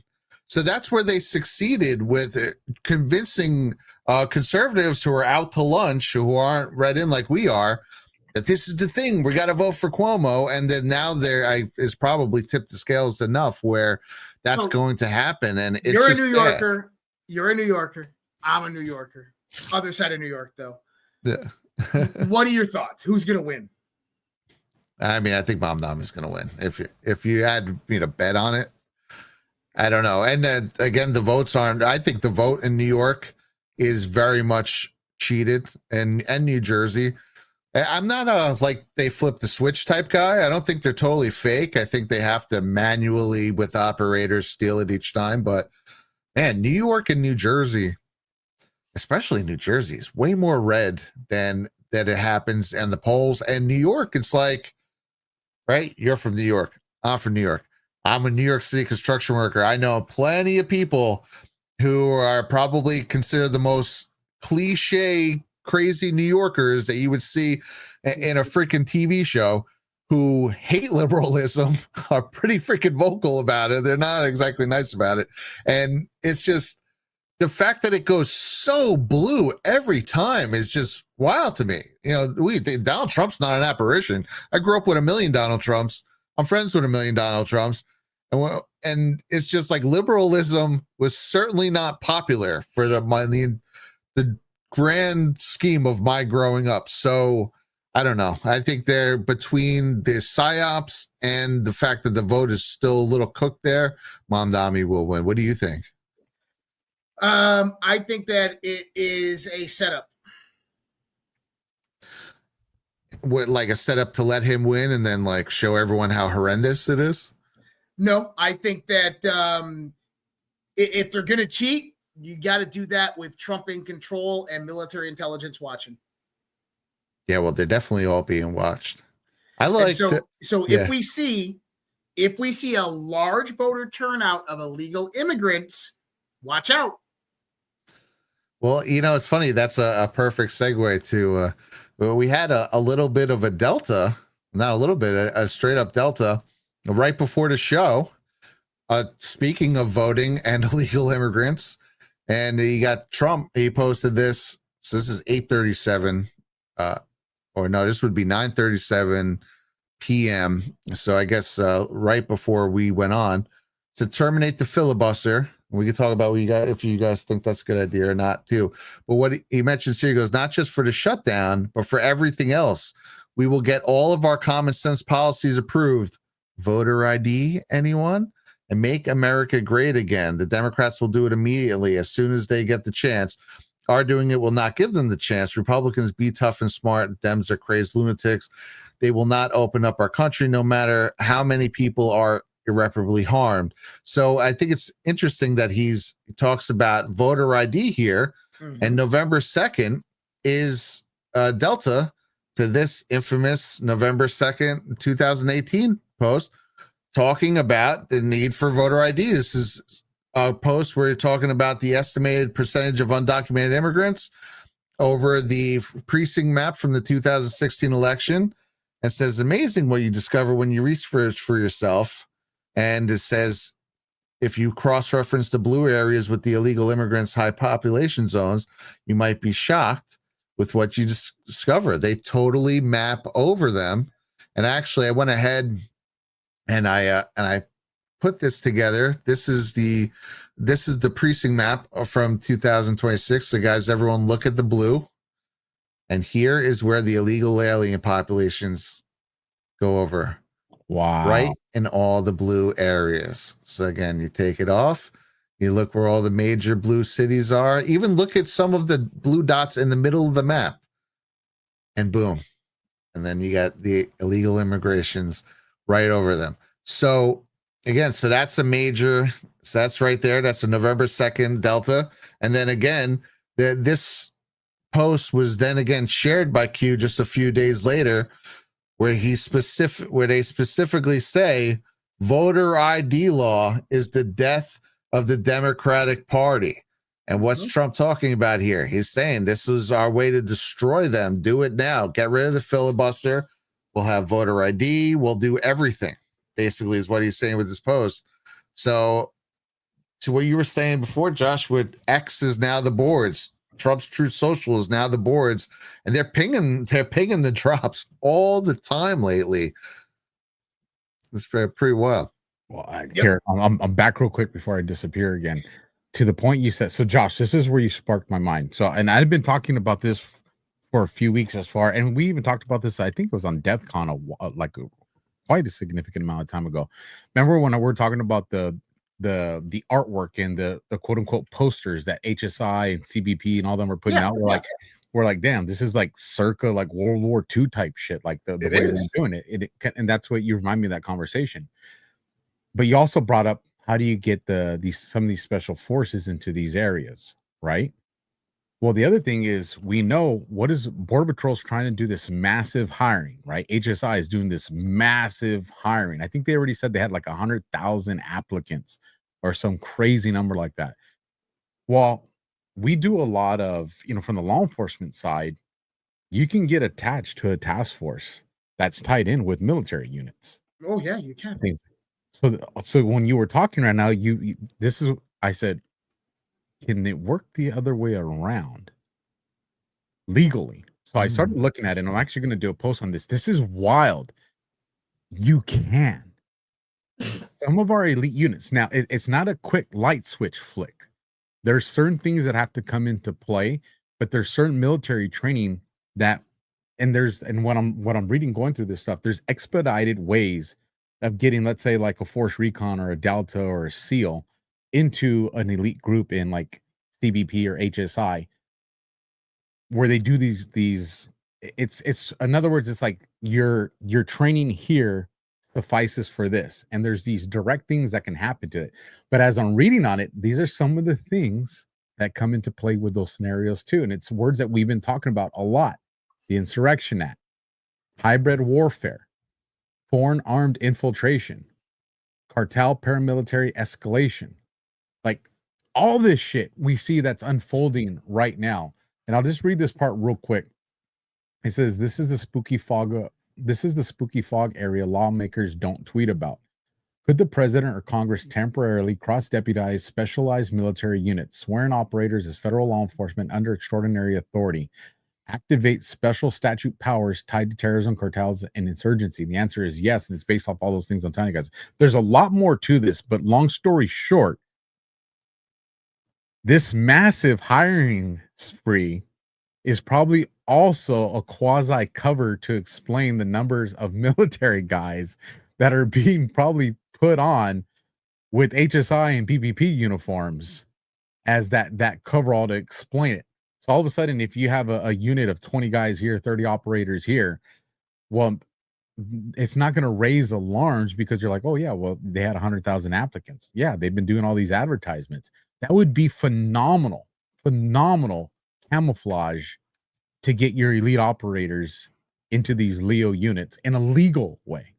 Right. And we were just talking about that the other day, how they've expedited the hiring process down to 60 days. And then you had the leaked classified documents that the Trump administration is creating National Guard quick reactionary forces that need to be deployable by January 1st, 2026. And so in the same context is JSOC has a reserve branch, right? Yeah. So that's your in right there. Is that you take these same guys that are on National Guard, JSOC Reserve, and you throw them in the federal LEO. Boom. Cross-mission, cross-interagency task force. And you guys want a prime example of this? I'll honor up right there just so people know. A lot of these reserve units, like these Force Recon Reserve units and these other units, guess what they do for their civilian jobs, Josh? Law enforcement. They're already in law enforcement. Oh, I know. I'll just leave it at that. So this is another piece to the puzzle. For what Alpha is saying, and we've laid this out. Everybody knows we've talked about Tulsi Gabbard, still a lieutenant colonel in the National Guard. Most likely got a field promotion, classified. Who knows? Maybe she's a general. But when we go into this, and remember Alpha, Flynn's GG post. I do remember. GG that. is 7-7. That's 14. I'm never back to 14. I'm never forgetting. So here's another point of reference. The military can be appointed into civilian roles, and that they're using the military within National Guard ranks. Oh shit, that's right. Jason Redden Quiones, who is the American lawyer serving as the United States Attorney for the District of Southern Florida since 2025, where the grand jury is being impaneled this January and will be investigating Mar-a-Lago raid, Biden weaponization, and the events prior to it that connected, including January 2020 election, January 6th, and FISA-gate. He just happens to be an active lieutenant colonel in the United States Air Force. Oh, trust me, guys. When they say military is the only way, Patriots in control, this is what it means.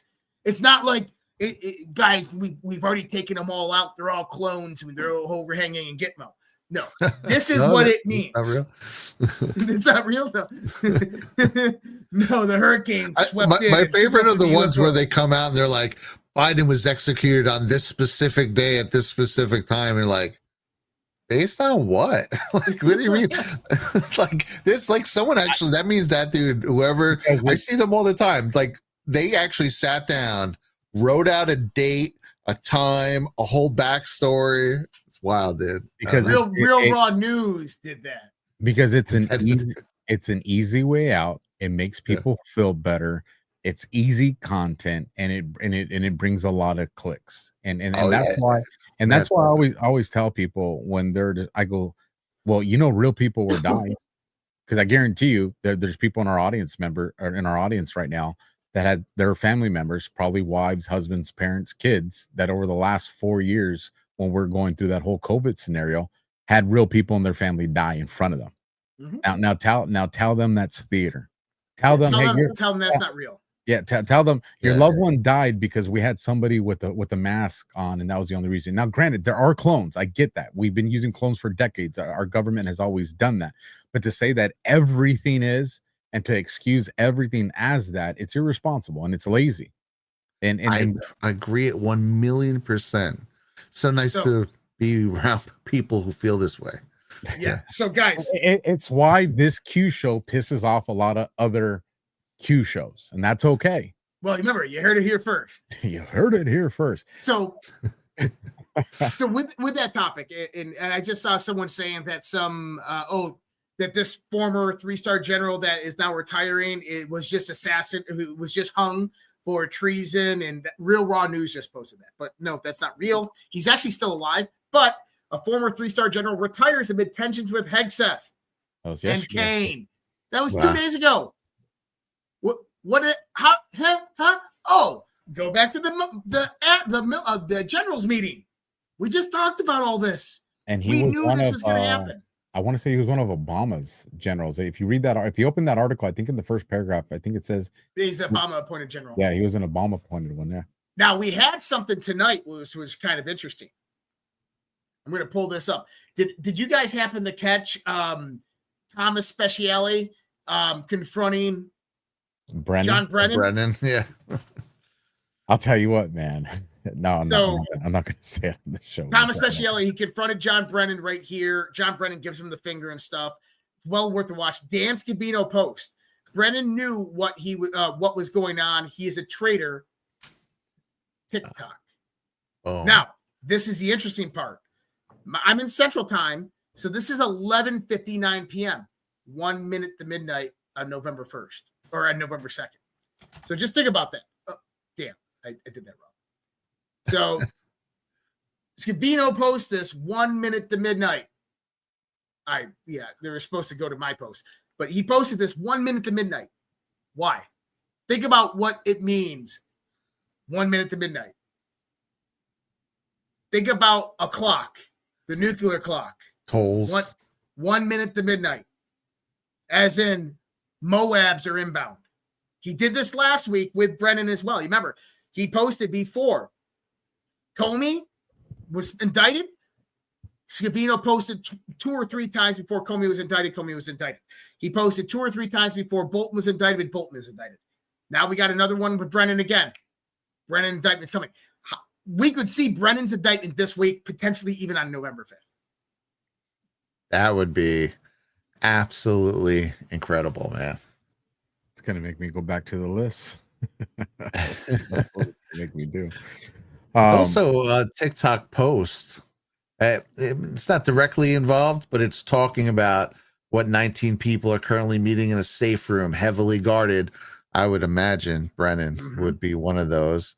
And it's talking about TikTok and things about with the FISA and all stuff pertaining to the things that are coming down on their heads right now. So, well, it's interesting too that the TikTok is plus and plus plus, which is Soros and Rothschild. Yep. And by the way, I wanted to comment on the Rothschild part that you were talking about earlier. You did a great analysis of that. But one of the other things that happened is, like you were saying, a lot of the Rothschild family kind of just gave up. Lynn Forsythe Rothschild, after Evelyn Rothschild passed away, basically inherited the whole dynasty. Yes.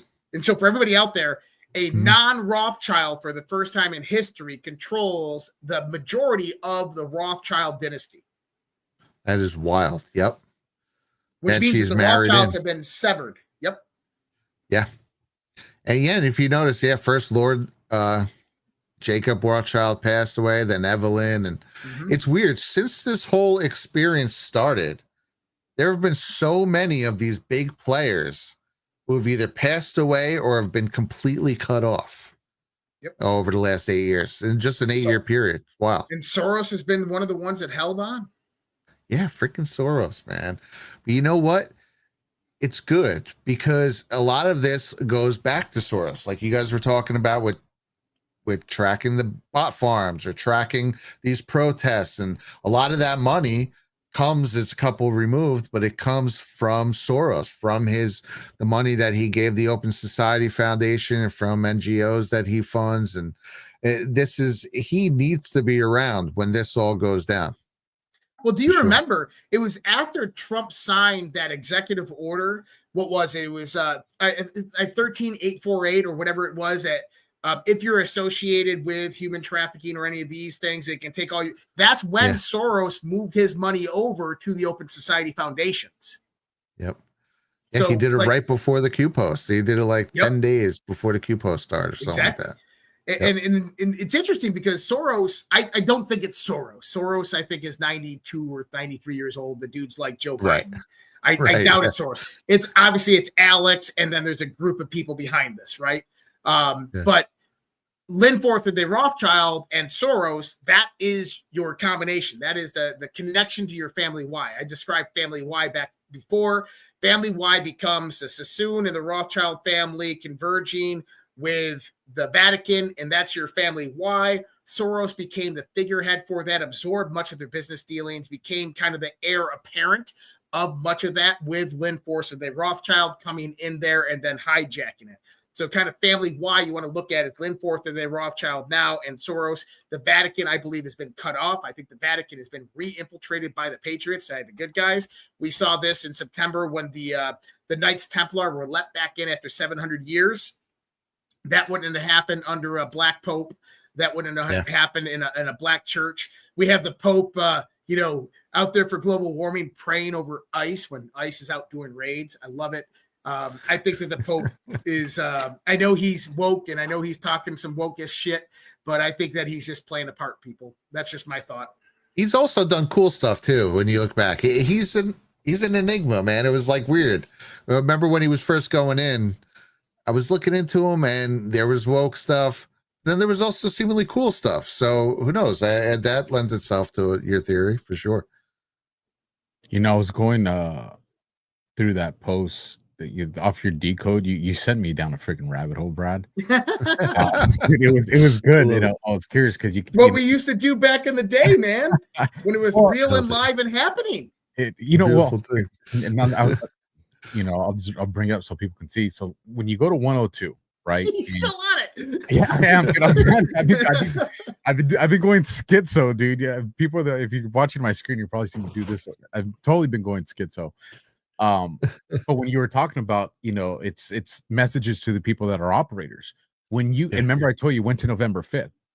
When you go to November 5th and you find the first one that looks like the instructions, and you start to follow the posts that come in there, within those posts is embedded more instructions, and you can actually follow the communication in that operation to its conclusion as it comes towards the end of the night. It is fascinating. It requires a more in-depth look to really look at it slow and going through it, but just firing through it really fast, you can definitely see it.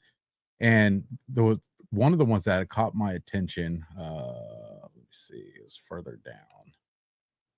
No, I've already passed it. Tanya was going too schizo on this. So here's where it goes for it. November 5th ends on this one at post 114. And then 115 is the first one for November 6th. But when I was going to 113, 113 with November 5th. Social media platforms are the shareholders, and it finishes up at the end with Snow White, Godfather 3, and Speed. But if you go through if you go between 114 and whatever that first one I told you was, up just a little higher, I think 104 was 102. 102. There you go. If you go through, so between 102 and 114, you start going through these, you can see stuff in there. You're like, that don't make sense into the post. But if you understand that somebody here was giving, obviously coordinates, you have the green, you have the Godspeed, and you have that stuff that's going. Then when you start to read these other things that come in, you're like, that don't make sense. Well, it makes sense if it's not intended for you and it's a communication with someone else. Mm-hmm. And you can, it was so fascinating going through that and seeing these different things that were in these different posts. So, but anyways, I love that sort of stuff when things just start meshing like that. Yeah, it was. I want let's get to at least two more questions from the audience, and then we'll get into our fringe predictions. But I want to make sure that we keep that. So let me switch this screen, bring up mine, and it's cool because one of the ones that I had picked out too, Brad, was the one that you covered with that darkness. So it just perfect, phenomenal. So by the way, did you hear that? Did you finish Flynn's book, Pardon of Innocence? I have not finished it. Getting there though. So for anybody who reads that book, there's one thing that you'll learn about Michael Flynn and his family is that they were all named after people in the Bible or angels. And General Flynn, you just showed the post over there, was named after Archangel Michael. Oh, you saw the one with the sword, the flaming sword. Yeah.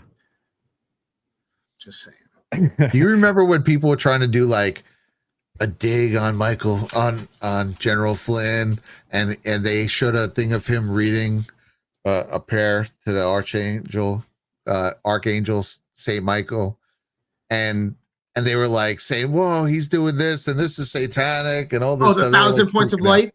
Yeah. The 1,000. If it was 1,000 points of light, it was a Catholic prayer. Yeah, well, I don't think he says 1,000, but he says like however many points of light, and they were connecting it to the Alice Bailey 1,000 points of light. But meanwhile, it was just a Catholic prayer to the Archangel Michael, and there's like, you guys are insane. Some of these people.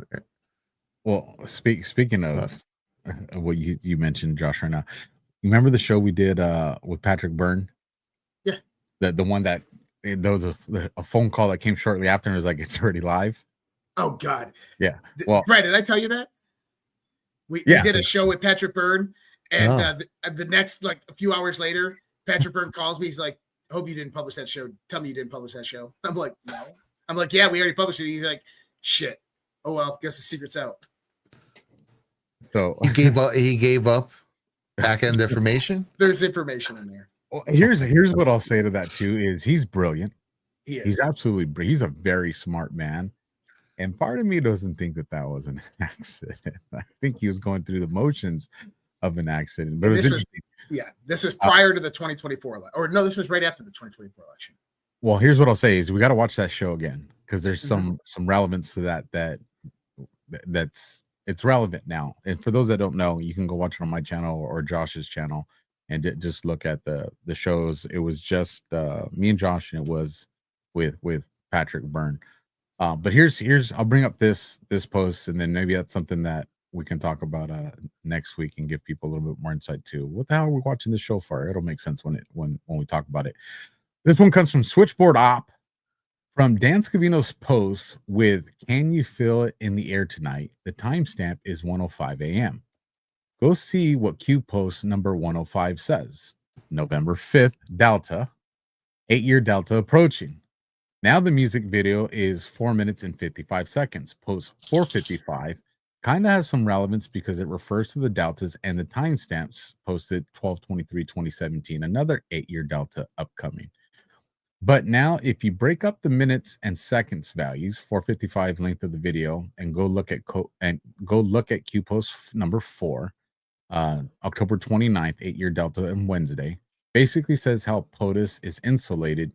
He will not be addressing the nation on any issues regarding the people being indicted, but must remain neutral, focus on military intel, Supreme Court decision that opened the door for a sitting president to activate.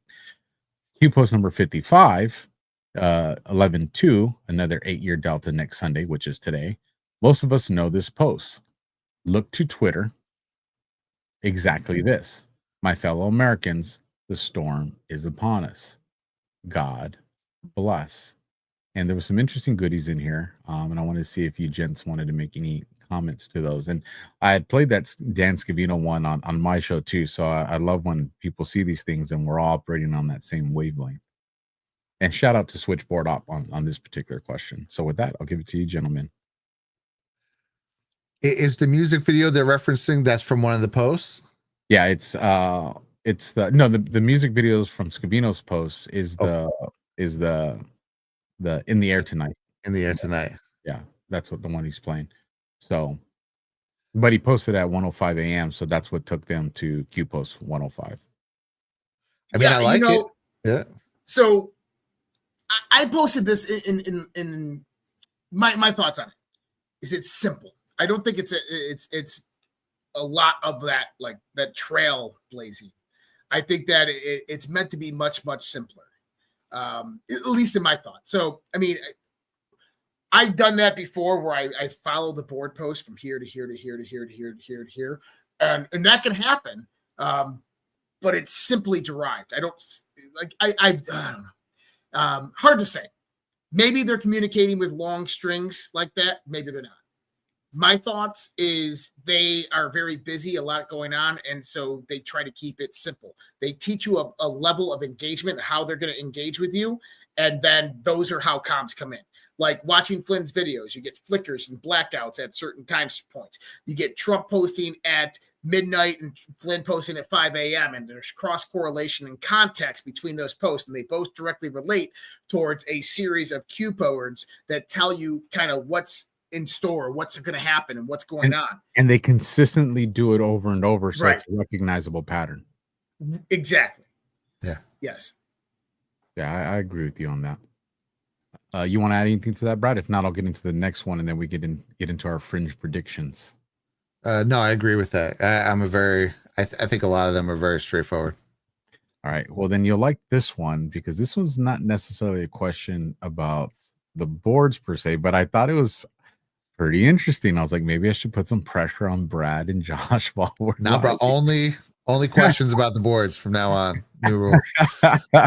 Even though we're all pretty overworked and definitely overcommitted. Suki 2020 says, where we go one, we go all.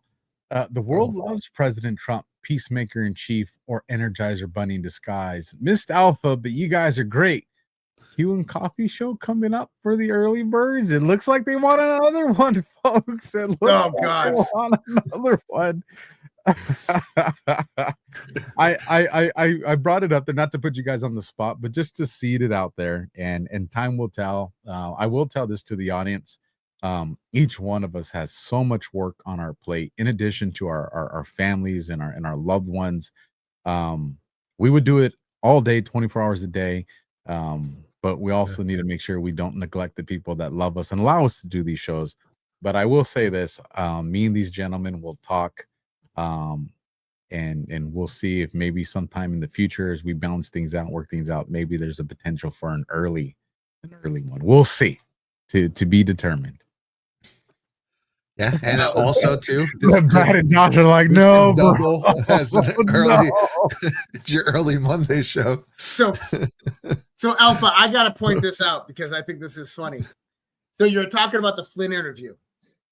So I went out there and I pulled up our old Flynn interviews. Right. And do you want to know something funny? I'm going to pull this clip up. So I pulled up my clips of the Flynn interviews.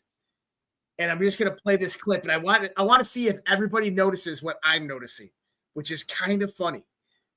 It's coincidental. So this is the clip of you, me, and Flynn. What? Look, did you see it? Look at what Alpha's wearing compared to what Alpha's wearing right now. Bro, shirt Delta. Are you wearing the same thing too? No. I'm wearing this. I have a Punisher shirt that's green, but it's almost the same. I wasn't sure if it was pixelated or not. That's awesome. Oh, here, hold on. Before you take it down, Josh, let me I can put it back up. Yeah. Here, let me I can make a quick adjustment just to make that even better. There you go. There we go. I found it hilarious. So this is where Flynn is talking about. I think this was pre-election, and this is talking about. Let's listen to it. Yeah, it's a national crisis. If there's a national emergency, a national crisis, some type of nuke scare event, whether it's a terrorist event, we know we have Hezbollah Unit 910. Tom Homan's actually talked about this. Coming over the border for the last 4 years, there's so many different scenarios that can unfold that is not even directly connected to the deep state, but obviously through their intelligence apparatus. The threat level should be high. Yes, absolutely. And you just hit on the continuity of government. So there's two things actually: continuity of government, continuity of operation. COOP, COG. Continuity of operations, continuity of government. COOP, COG. So when you do those, and those are, I've been, I've helped create those plans. I've been part of those plans. I've executed those plans. Okay. So those are two. Wait, did he just say he executed those plans? Fundamental aspects of transitioning power in our government, or when there's a national emergency. And when I start to see indicators that the current government is starting to look at, opening the books up or having these conversations about COOP and COG, I mean, we kind of have the transition of authority down pretty well to transition, to capital steps, a nice clean handshake, hand on the Bible, new president, right? March down Pennsylvania Avenue, and we try to act like things are normal. And to a degree, a lot of Americans want to feel like things are returning to normal. That's looking backward. Looking forward, it's not that we don't want things to be normal, we do, but we want things to change for the better. And in order to get us back to a constitutionally based country with a fair rule of law system, and where everybody is treated equally, right? I mean, and you have an opportunity for the American to achieve the American dream, because right now that's not the case. It really is not. It's difficult. It's become more difficult for people. It's still possible through hard work and all that sort of stuff. But if I start to see COOP and COG type activities right now, that concerns me. And I think that we have to pay very close attention to all of these things that do appear to be distractions. But the drones, these are real. These aren't fake. So that by the way, that was the New Jersey drones that he was referencing. I remember that. So this was pre inauguration, post election that he said this. What's the date of that? I don't know. I can send it to you. It's Is it summertime, the drones? Well, no, this is November 2020. This is about November 14th, 2020 or 2024.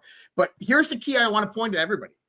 He says, when I start to see continuity of government or COOP and COG style things happening, I get concerned. He's talking about the Biden administration in the sense of preparing for riots or something.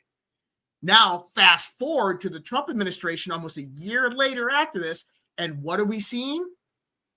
COOP and COG style decision-making processes. Cabinet members moving on the military bases, National Guard pre-deploying to various different cities around the country. inverse what Flynn just said about the Biden administration, and now put it under the Trump administration. Now, isn't it interesting that Flynn said, and I've activated these. Yeah, he said, I've executed these. I've been a part of it. Yeah, I've executed that. Yeah. It's very interesting. Very interesting. And we know, I mean, I know he doesn't like it. I certainly would never say this to him because he's made it very quite clear he doesn't want to talk about it. But I mean, Flynn is almost assuredly the main player, one of the main players in the Q drop. So, yeah, or the operation. Yeah. But don't ask me about it. Oh my gosh. Yeah. I hope he's not watching. Well, I don't think he minds about it in proxy. So, I mean, listen, I was showing everybody this. So that was that was part of the 2-part series we did with him. So I just went because I wanted to see the dates because I felt like we're coming up on that time window. Part 1 is now the funny part is I'm not even going to go there to distract everybody. Part 1, we aired it on November 26th. Okay. That was part 1. Part 2, which is the clip that the video you just played from, we aired on December 16th. So you have November 26th and December 16th are the two areas of the windows for that particular conversation. Dude, that is crazy how that conversation's so freaking relevant. It's massively relevant. The show's not scripted, folks, I promise. And right before that, we had Patrick Byrne on. And Yes. Patrick Byrne goes on to tell us, and for everybody wondering like what Patrick Byrne said, you should go watch the interview with me and Alpha with Patrick Byrne. But he says that Flynn is a master at movement warfare. Understand what that means. And Because that now one, you're and that seeing one it was right dated, now. and that was dated November 20th. Yep. Matter of fact, I'll just drop these links in the chat. See, Brad, were you here when I showed the Flynn proof? When you were going through his video? No. This was I think I saw that on DEF CON a little bit. Where I confirmed that the new boards were on X. That post that I showed you where I confirmed the new boards were on X. Kind of a recap just a little earlier tonight. Yeah. Yeah. So let me actually, so I can pull this up real quick. So I'm almost there. Where the hell is it? So I confirmed with Flynn put out a video and I confirmed that, hey, the new boards are on X. And then I posted a post on X as a response to Flynn. Okay. And so let me kind of pull this up real quick. I'm almost there. I know I don't have my screen shared right now. Man, who is this Josh guy? He posts a shit ton. Dude, so I don't know how you guys do it. I post sometimes I guess I'll get a day, but every now and then I'll see that someone posted something cool, right? And I'll lose it. I'm like, oh, I'll just go to their page and look for it. And I know it was like the day before, and I'm scrolling for 20 minutes, and I'm still in the same day. And I'm like, what are you? Like, I don't know. Like, are you just, I don't get it. But yeah, kudos. So Flynn posts this right here. Looking at our country has been through over the last few years. It's a video, right? And so this is where I said timestamp trip confirmation 412. Trips working on one device only, multiple devices necessary. The post timestamp is multiple people were asking Q to make things more public, right? We listened, find the exchange, no more coincidences. I said, find the exchange, no coincidences. Welcome to the new board, okay? To Flynn's post. Then immediately after, I sent a response on X to Flynn, 4750, okay?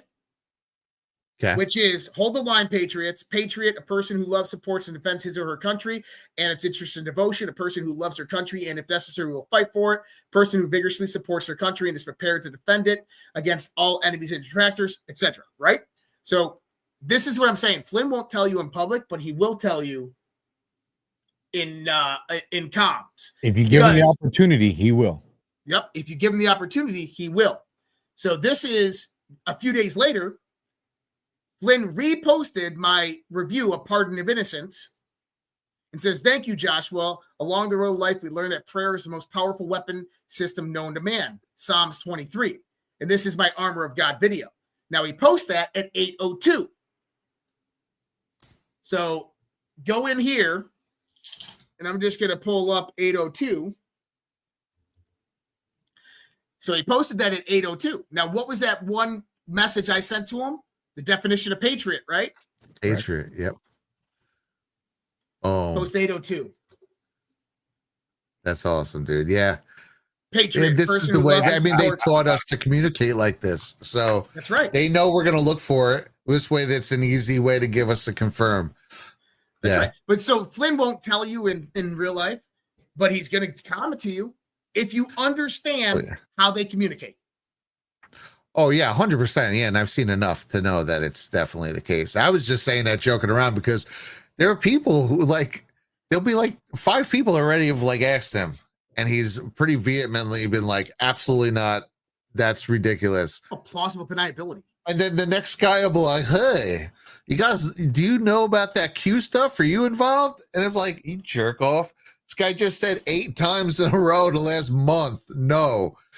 So I don't know. It's weird to me that people still keep going there with him. But yeah, obviously I have a video from, I think, September of 2018 where I posed the question, is General Flynn part of the Q up? And then I was citing him signing books, Where We Go, When We Go All. He was signing Field of Flight was at that point. And he was signing them in the summer of 2018, Where We Go, When We Go All. So it's like he has bracelets that say Where We Go, When We Go All. He took the friggin' oath. Yeah. It's like, obviously he is. And obviously he wants you to shut the fuck up about it. Stop asking him. You know? To that point, I think it was you earlier tonight, Brad. Who's the one that brought up the video that showed the 60 Minutes interview? Was that you, Brad, or you, Josh? I think Josh. All right. Yeah. All right. And it was Flynn that posted it, correct? No, I don't think it was Flynn that posted the 60 Minutes interview. Was it? I think was it Scavino? No, I forget now. Scavino. Well, no, that was Brennan. That was Brennan and Scavino that I put up there. I mentioned the Flynn interview. Which, all right, because I'm trying to go somewhere here, so I'm trying to remember which is the well, if you can, Josh, bring up the post that showed that 60 Minutes interview that you brought up earlier tonight. Sure.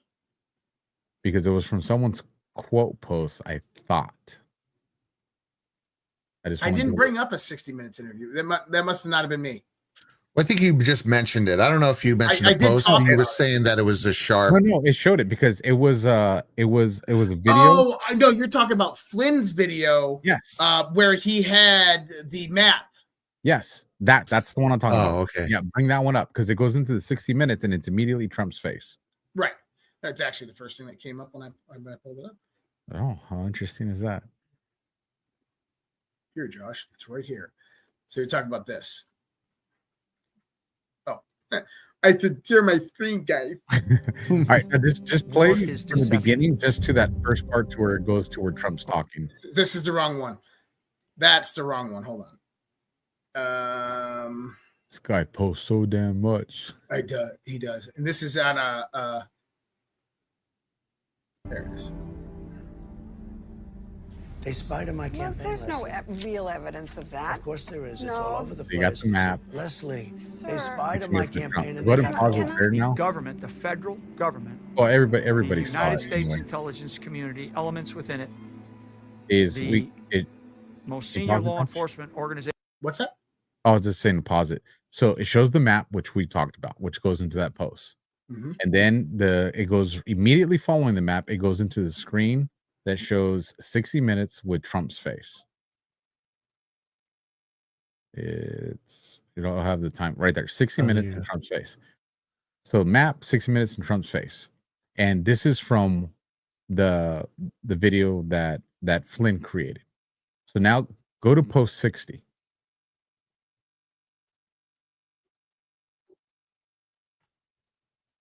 And I'm hoping this is the one that I believe it is. And I think it is.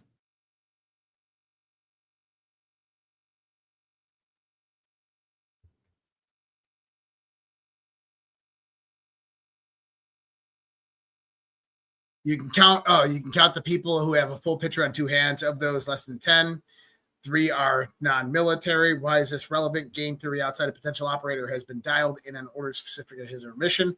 Nobody else has this information. Operators never divulge. Alice in Wonderland. And what's the date on this? But where did you get 60 from? November 2nd. Which is today, right? Oh, 60 Minutes, 60 November minutes. 2nd. Oh, I like that. Yeah. Today he did the 60 Minutes interview on November 2nd. It was released. Yeah. That's That's pretty cool. It just how many times before statistically impossible to be a coincidence? Too many at this point. We live in a simulation. I'm telling you, they're exploiting the simulation. That's all it comes down to. I'm telling you, I'm sitting here and I'm just like, wait, hold on. You just said he did the 60 Minutes interview, and we go back to the 60 Minutes interview, and that 60, and if you go to post 60 and brings that, and it's all, and both of them are the same exact date. It's like, get the fuck out of here! Like, stop playing with me, boss. Stop playing. They're just with me. hanging the freaking post, man. These days. All right, so with that, let's get into we'll get into Rumble rants. One of you gentlemen. Well, hold on. I wanted to throw one more thing up real quick. Fire it off, baby. I'm not in a rush.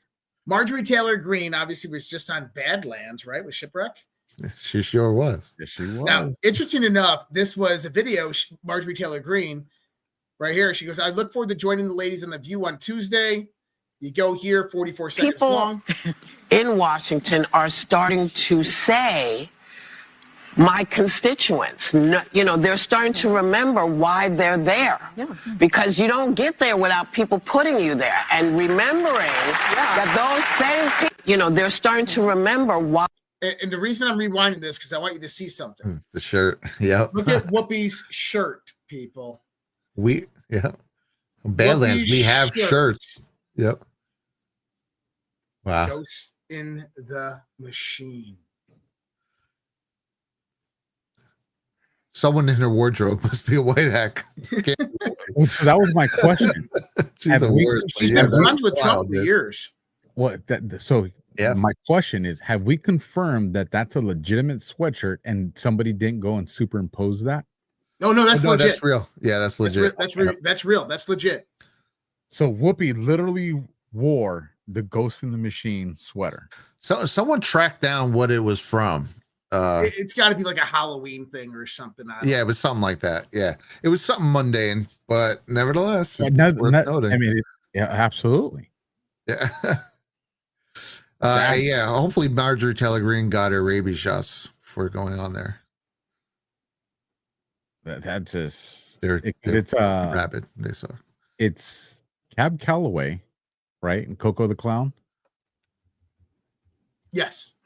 Okay, that's what else. I want to say I downloaded that original video. As a matter of fact, if we don't have any videos to close out tonight, we can actually close out with that video tonight. It's kind of cool. If you guys Guinan. All right, so you guys know who Guinan was? Say it again. Guinan. That doesn't sound familiar. His character on Star Trek: The Next Generation. It's been a while. I'm a big, Next Gen fan. Oh, Picard. Oh, dude. Oh. I wasn't one of those people. No, that's the old generation. Okay, so that's the old Star Trek. The new Star Trek was The Next Generation. It's phenomenal. Somebody's gonna clip that. Look at what they're doing. Look what signs they're putting up there. Oh my goodness. All right, so we'll do these Rumble rants, and then we'll get into our fringe predictions for the immediate future. One of you gents can see if we have any Badlands boosts, and I will. Oops, wrong button. Let me bring up these rants, and thank you guys for the rants that you send in and the support. It didn't look like we had any super chats on YouTube.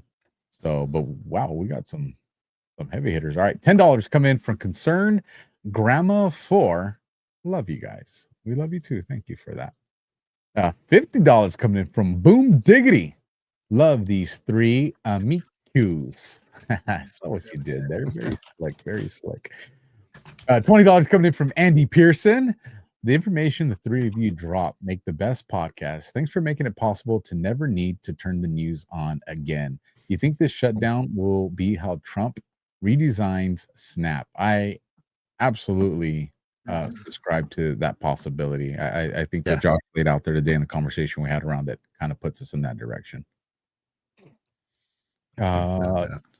$10 from Rwood79. So my thoughts of military on southern border are twofold, and our stance in the Caribbean, surrounding Mexico cartels from invading here, and also intervene with Colombia/Venezuela. Any thoughts from you gents on this one? Well, I think also the military at the southern border is a third purpose. Number one, it's because of the invasion of cartels and military organizations in the south of the border that would come up during chaos in the United States of America. But number two is when you have 20,000 troops at the southern border, you don't have to deploy them all throughout the United States and use the Insurrection Act to do that. If something happens in the United States of America, you have instantly anywhere, you're deployable instantly anywhere in the country within a matter of 2 to 3 hours, which would naturally take 24 to 48 hours to deploy the National Guard to those areas. So that's why we have the National Guard on the southern border, instantly deployable anywhere. I concur. I would also invite people to start thinking about this. The week before last, I believe, and into this week a little bit, you saw a lot of conservatives panicking over, why is Trump buying beef from Argentina? Yep. You know, we have our farmers here. Of course, Trump loves our farmers, but think about the strategic positioning of Argentina. It's the second largest country in South America. Brazil's number one. So if you got our Navy out there in the Caribbean area, and you say, hey, Argentina, we are going to do this massive beef contract with you, because if we need to strategically place some of our military in your country, you're going to work with us on that. You don't think that there's some IOUs and relationships that are being built around that meat? Abso-freaking-lutely. Argentina is a critical. If you look at where it's located and the size of that landmass, yep. If you wanted, air bases and runways and stuff that you weren't going to do from stateside or do from the islands, Argentina is a phenomenal place to put it. There's a reason Trump did a beef deal with Argentina. I don't know if either one of you want to comment to that or call me wrong or whatever. Well, also, just look at what Malay's doing, man. I mean, he's showing the foundation for that it can be done to get your deep state controllers out of your country. So I think any sort of friendship you can have with him is desired, and I know him and Trump probably have talked a lot outside of this deal as well. I love it. Good call. $5 coming in from Biska Loser. Hey guys, FY, 10 days prior to Charlie Kirk shooting, DJT posted on Truth Social a 1 minute 28-second video, or 88 seconds. 10 days, darkness. Love the show. Keep up the good work. Now you got me curious to what that video is. I do remember something like that, and you're gonna have to go research that video. Yeah, that'd be interesting. I think you'd have to subscribe to the fact that either they had something to do with his murder or that his murder was faked. I refuse to believe that. One, that certainly don't think they murdered Charlie Kirk, but I also kind of don't think it was fake either. So I don't know if that's a con, but. So I've been on this for the last few days. Number one, I don't believe the Trump administration had anything to do with it. I don't think the state of Israel, I'll say that again. I don't think the state of Israel or Israeli intelligence had anything to do with it. Actually, I think quite the opposite. I got good confirmation that the reason Barron Trump was moved the morning of from NYU back to Washington, D.C. was because Israeli intelligence tipped off the Trump administration and U.S. intelligence that there was an active threat inside of our country. So when John Solomon a few hours later goes out and says that there's foreign intelligence connection, that was the foreign intelligence connection that Israel tipped off the United States. So why did Israel go on a full-blown information campaign after Charlie Kirk was assassinated? How did the Jerusalem Post come up with it? Why was Bibi posting moments after? Because they were directly involved immediately from that morning, because they had intelligence and they were working with U.S. intelligence to figure it out, but they knew it was going to be blamed on them. That's an interesting take. And I'm not standing up for, trust me, I'm the last person to stand up for Bibi Netanyahu, okay, guys? But this is just from what I put together. And I think that ask me at GART what I think who actually killed him. And it's not the Israeli government, but rogue factions of very powerful people that just happen to be Jewish, but maybe not connected to the Jews. that makes sense. It's a great conversation. And if you remember, we had that conversation surrounding Barron before Charlie Kirk's assassination. Wow.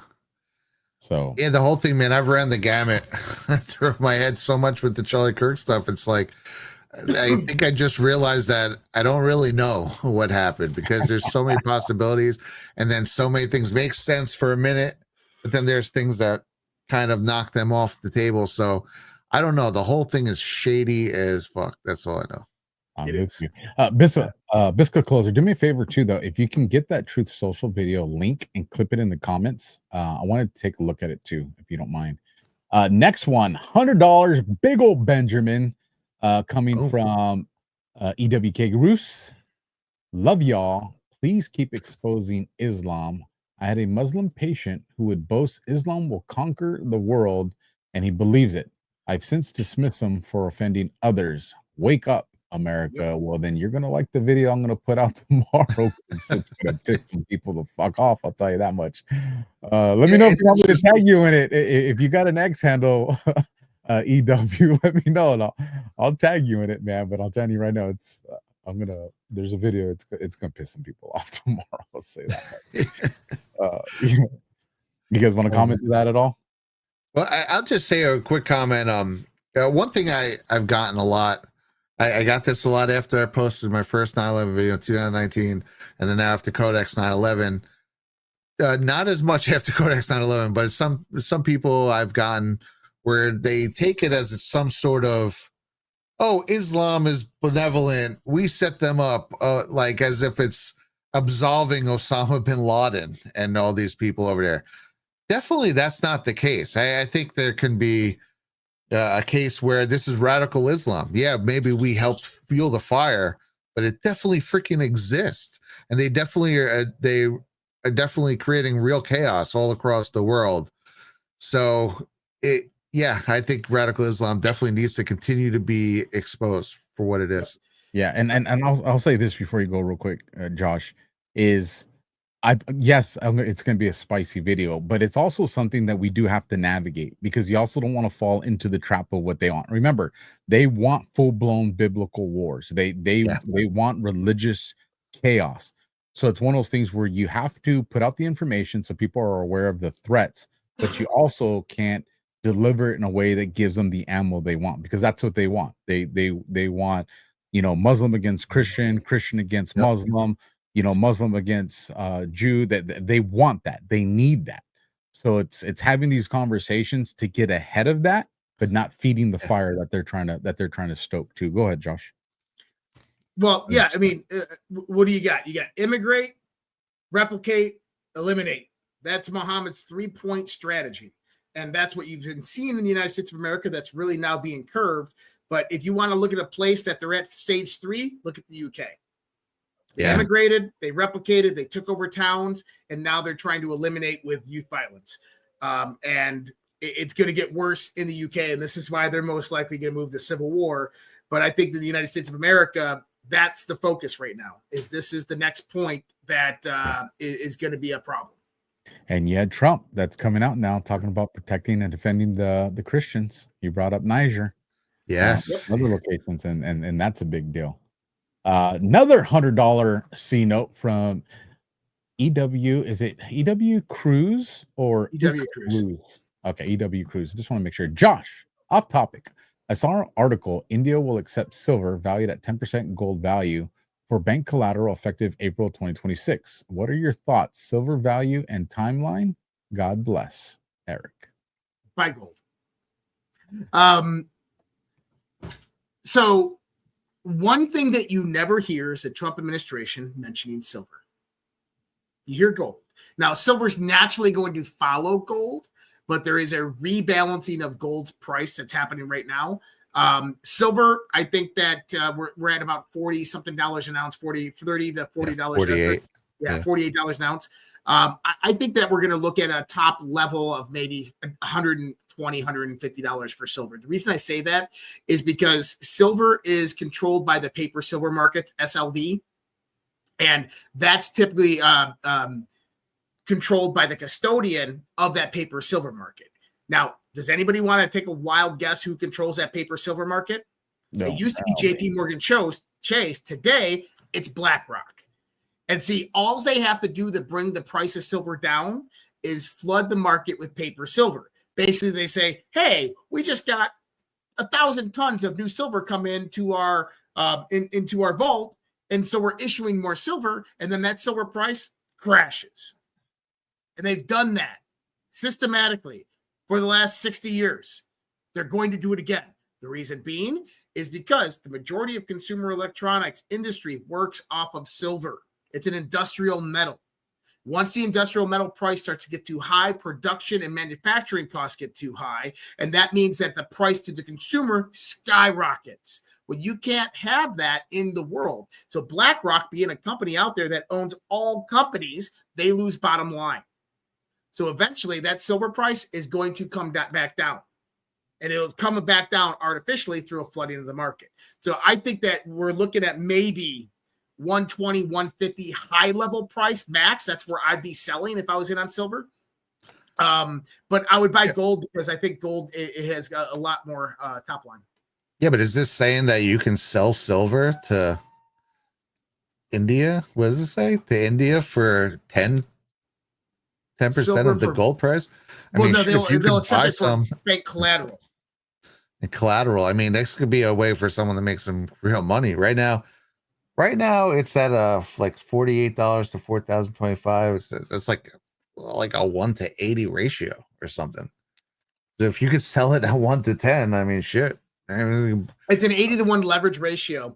And a lot of people believe it should flip. Okay. Silver is way rarer than gold.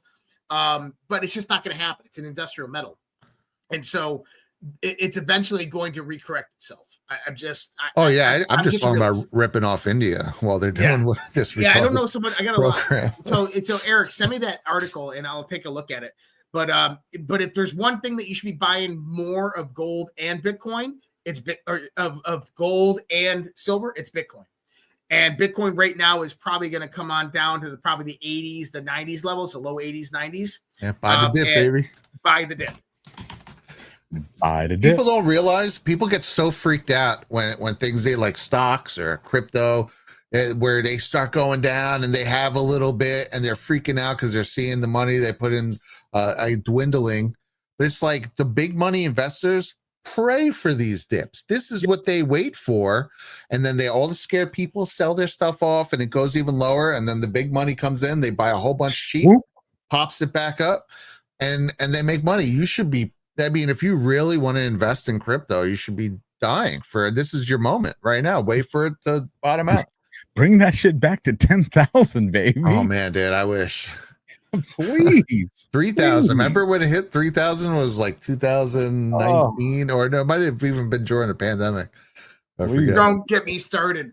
Back in the day, I don't know if people remember this, back in like 2011, 2012, on Craigslist, people were selling hard drives like this.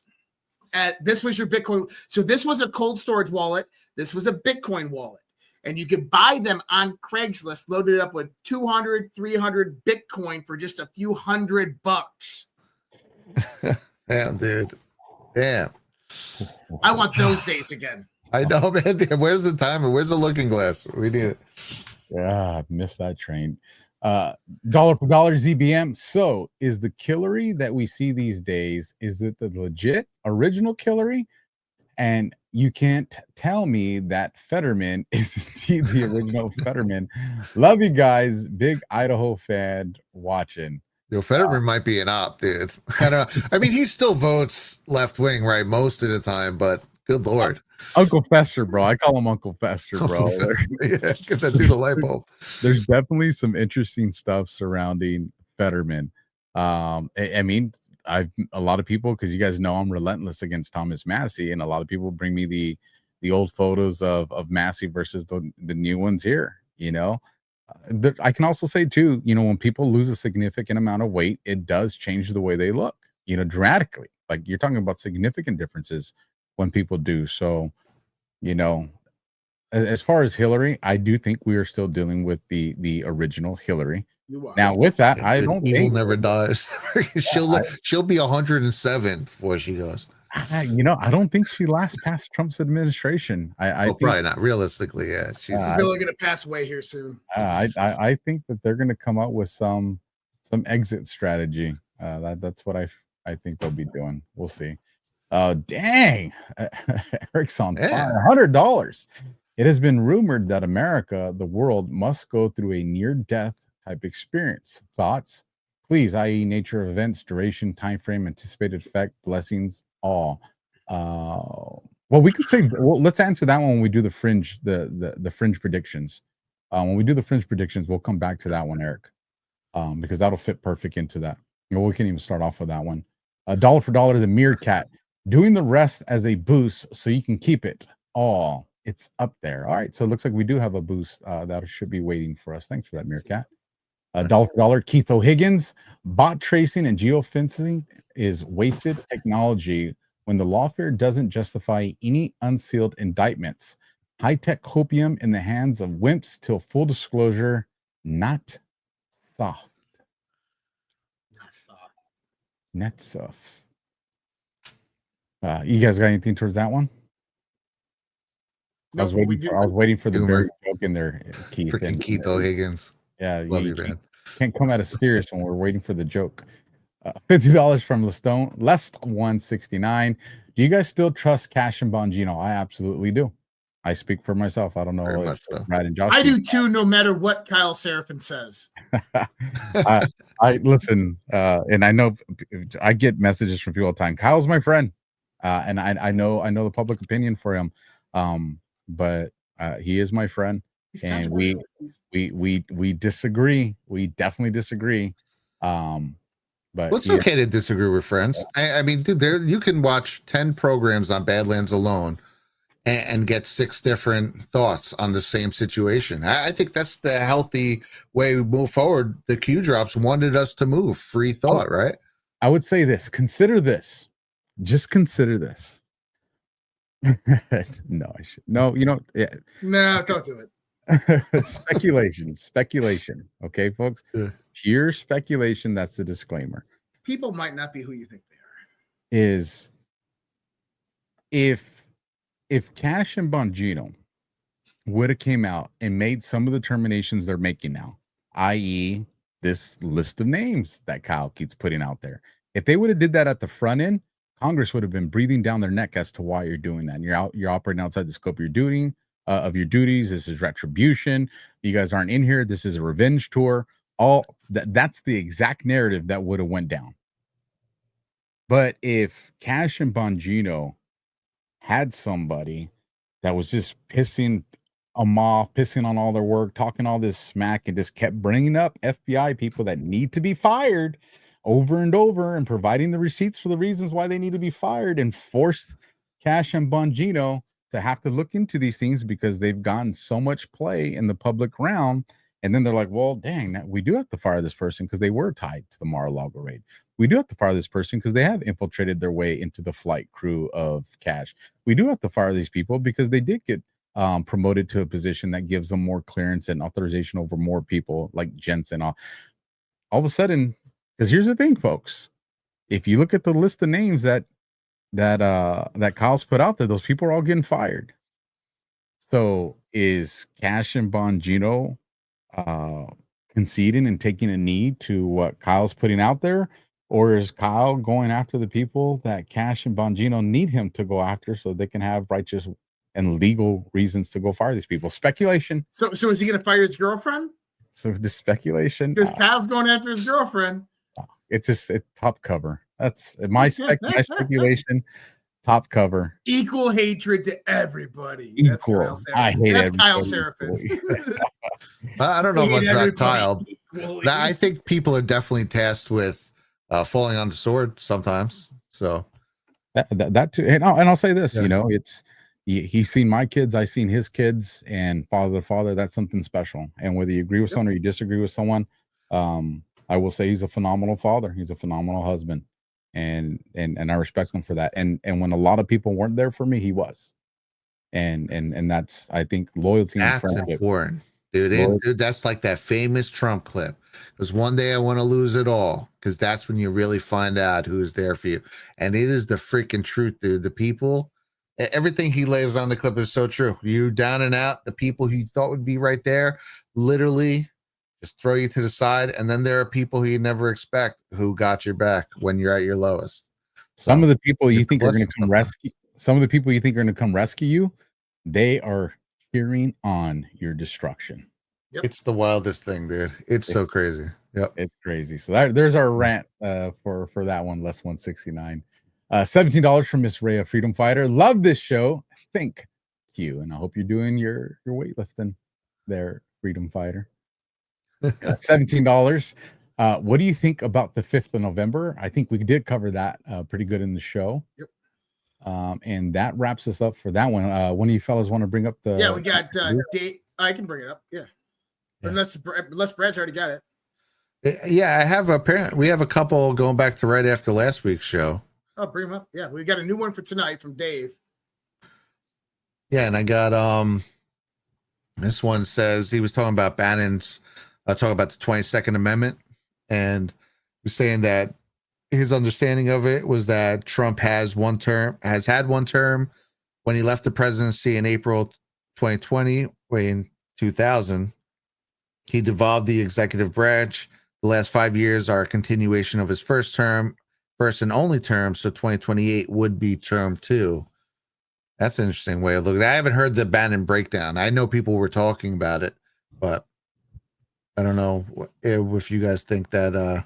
Well, Bannon was saying how it depends on how you interpret the 22nd Amendment.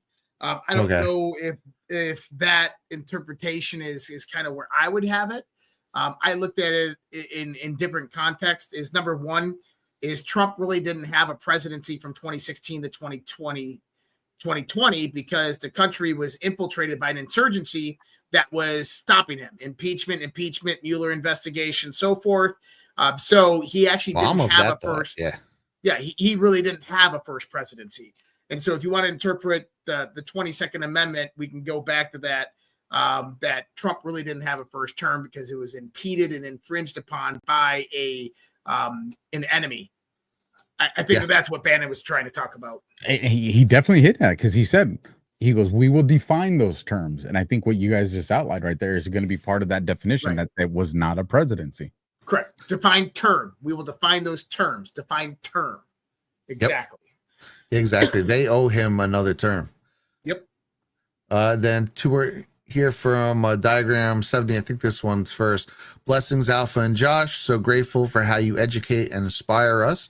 Great interview with Clayton Morris, Alpha, and also Lara Logan's with Dmitriev. I actually met General Flynn at Tennessee event last month, and we talked about you guys and DEF CON 0. Awesome. Yep. Really? That's cool. And I take it this was probably on People. Clayton Morris? No. Actually, Clayton Morris brought me on Redacted to share my story. Yeah, it was great. Cool. Great interview. Everybody should go watch it. It's on Redacted's YouTube page. Alfredo did a great job. That's my name. That's your name. Freddie. It's funny when people are like, your name's Alfredo? I'm like, yeah. Like, oh, okay. It all makes sense. Like chicken? Yeah. Chini baby all day. Chicken Alfredo, baby. And then a follow-up. This Diagram 70 says, in addition to my previous boost, I wanted to send kudos to Brad for his amazing Codex 911. Having all three of you patriots together in Q After Hours is the best. Love and prayers from a 74-year-old Grammy. Oh, thank you much. Thank you. Much love. And then I think we did have one up top, and then we definitely have at least another one from Dave.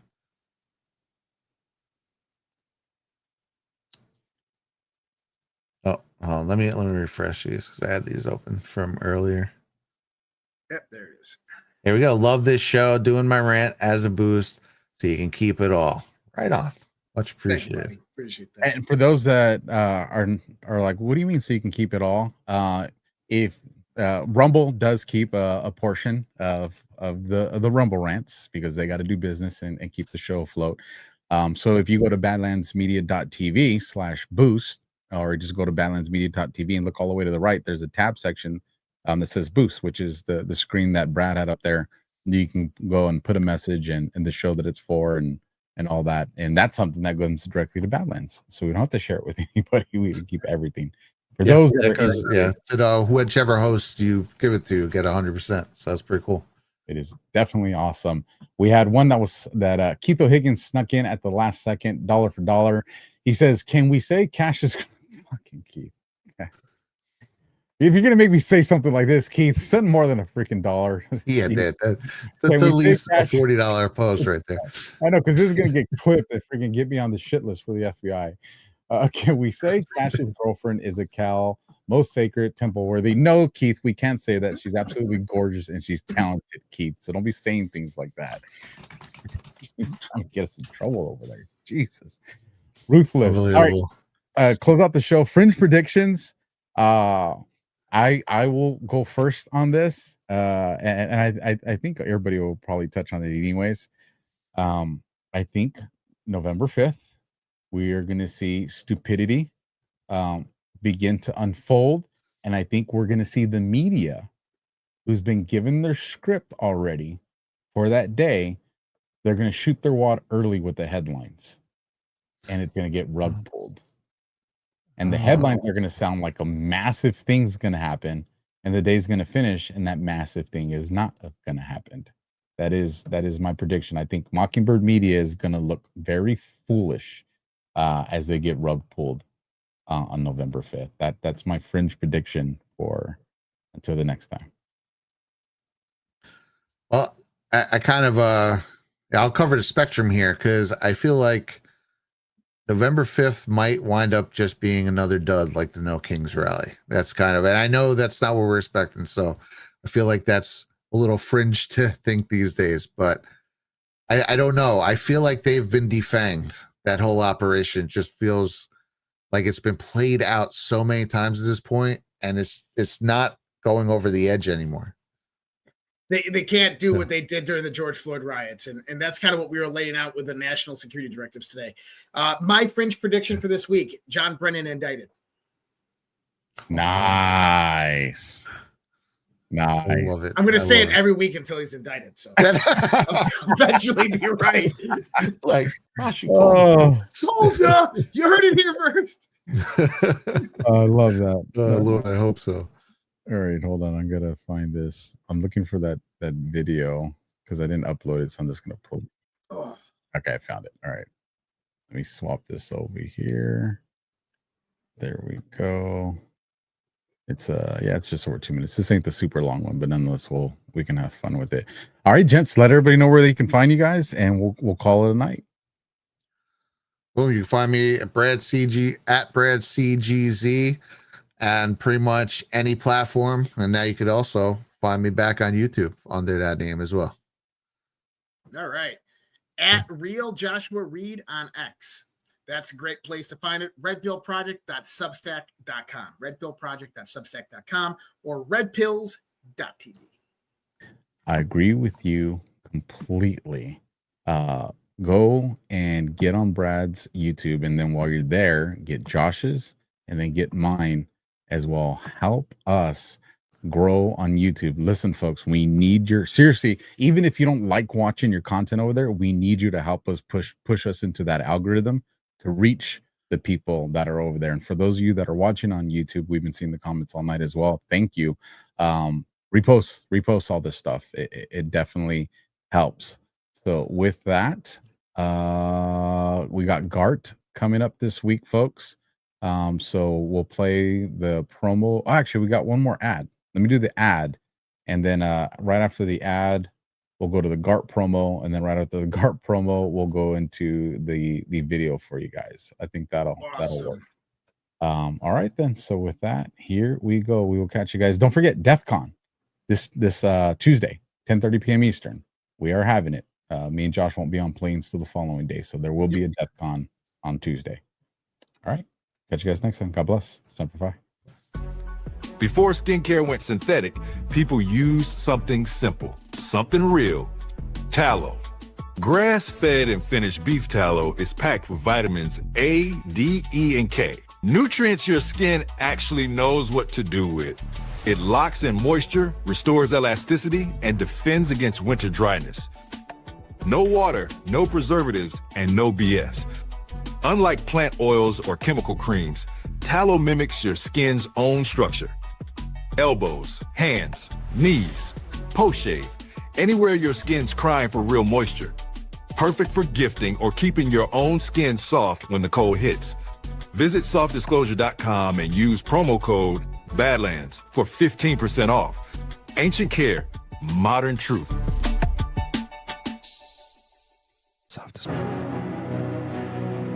Here on the sun-kissed shores of Cocoa Beach, where the ocean meets the horizon, the Great American Restoration Tour continues on November 6th through the 9th, 2025. Badlands Media gathers patriots like you, not just to talk, but to rebuild. From truth-telling panels to unbreakable bonds, we're restoring the soul of our nation, one conversation at a time. This is the heart of the Space Coast, where the rockets defy gravity and dreams touch the stars. Feel the thunder of innovation that powers America forward. Together, we're not just healing the past, we're blasting off into a brighter tomorrow, a future where truth prevails, families thrive, and America leads once more. Join us in Cocoa Beach. Get your seat or your virtual stream pass now at badlandsmedia.tv/events. Launch is imminent, and you don't want to miss this liftoff.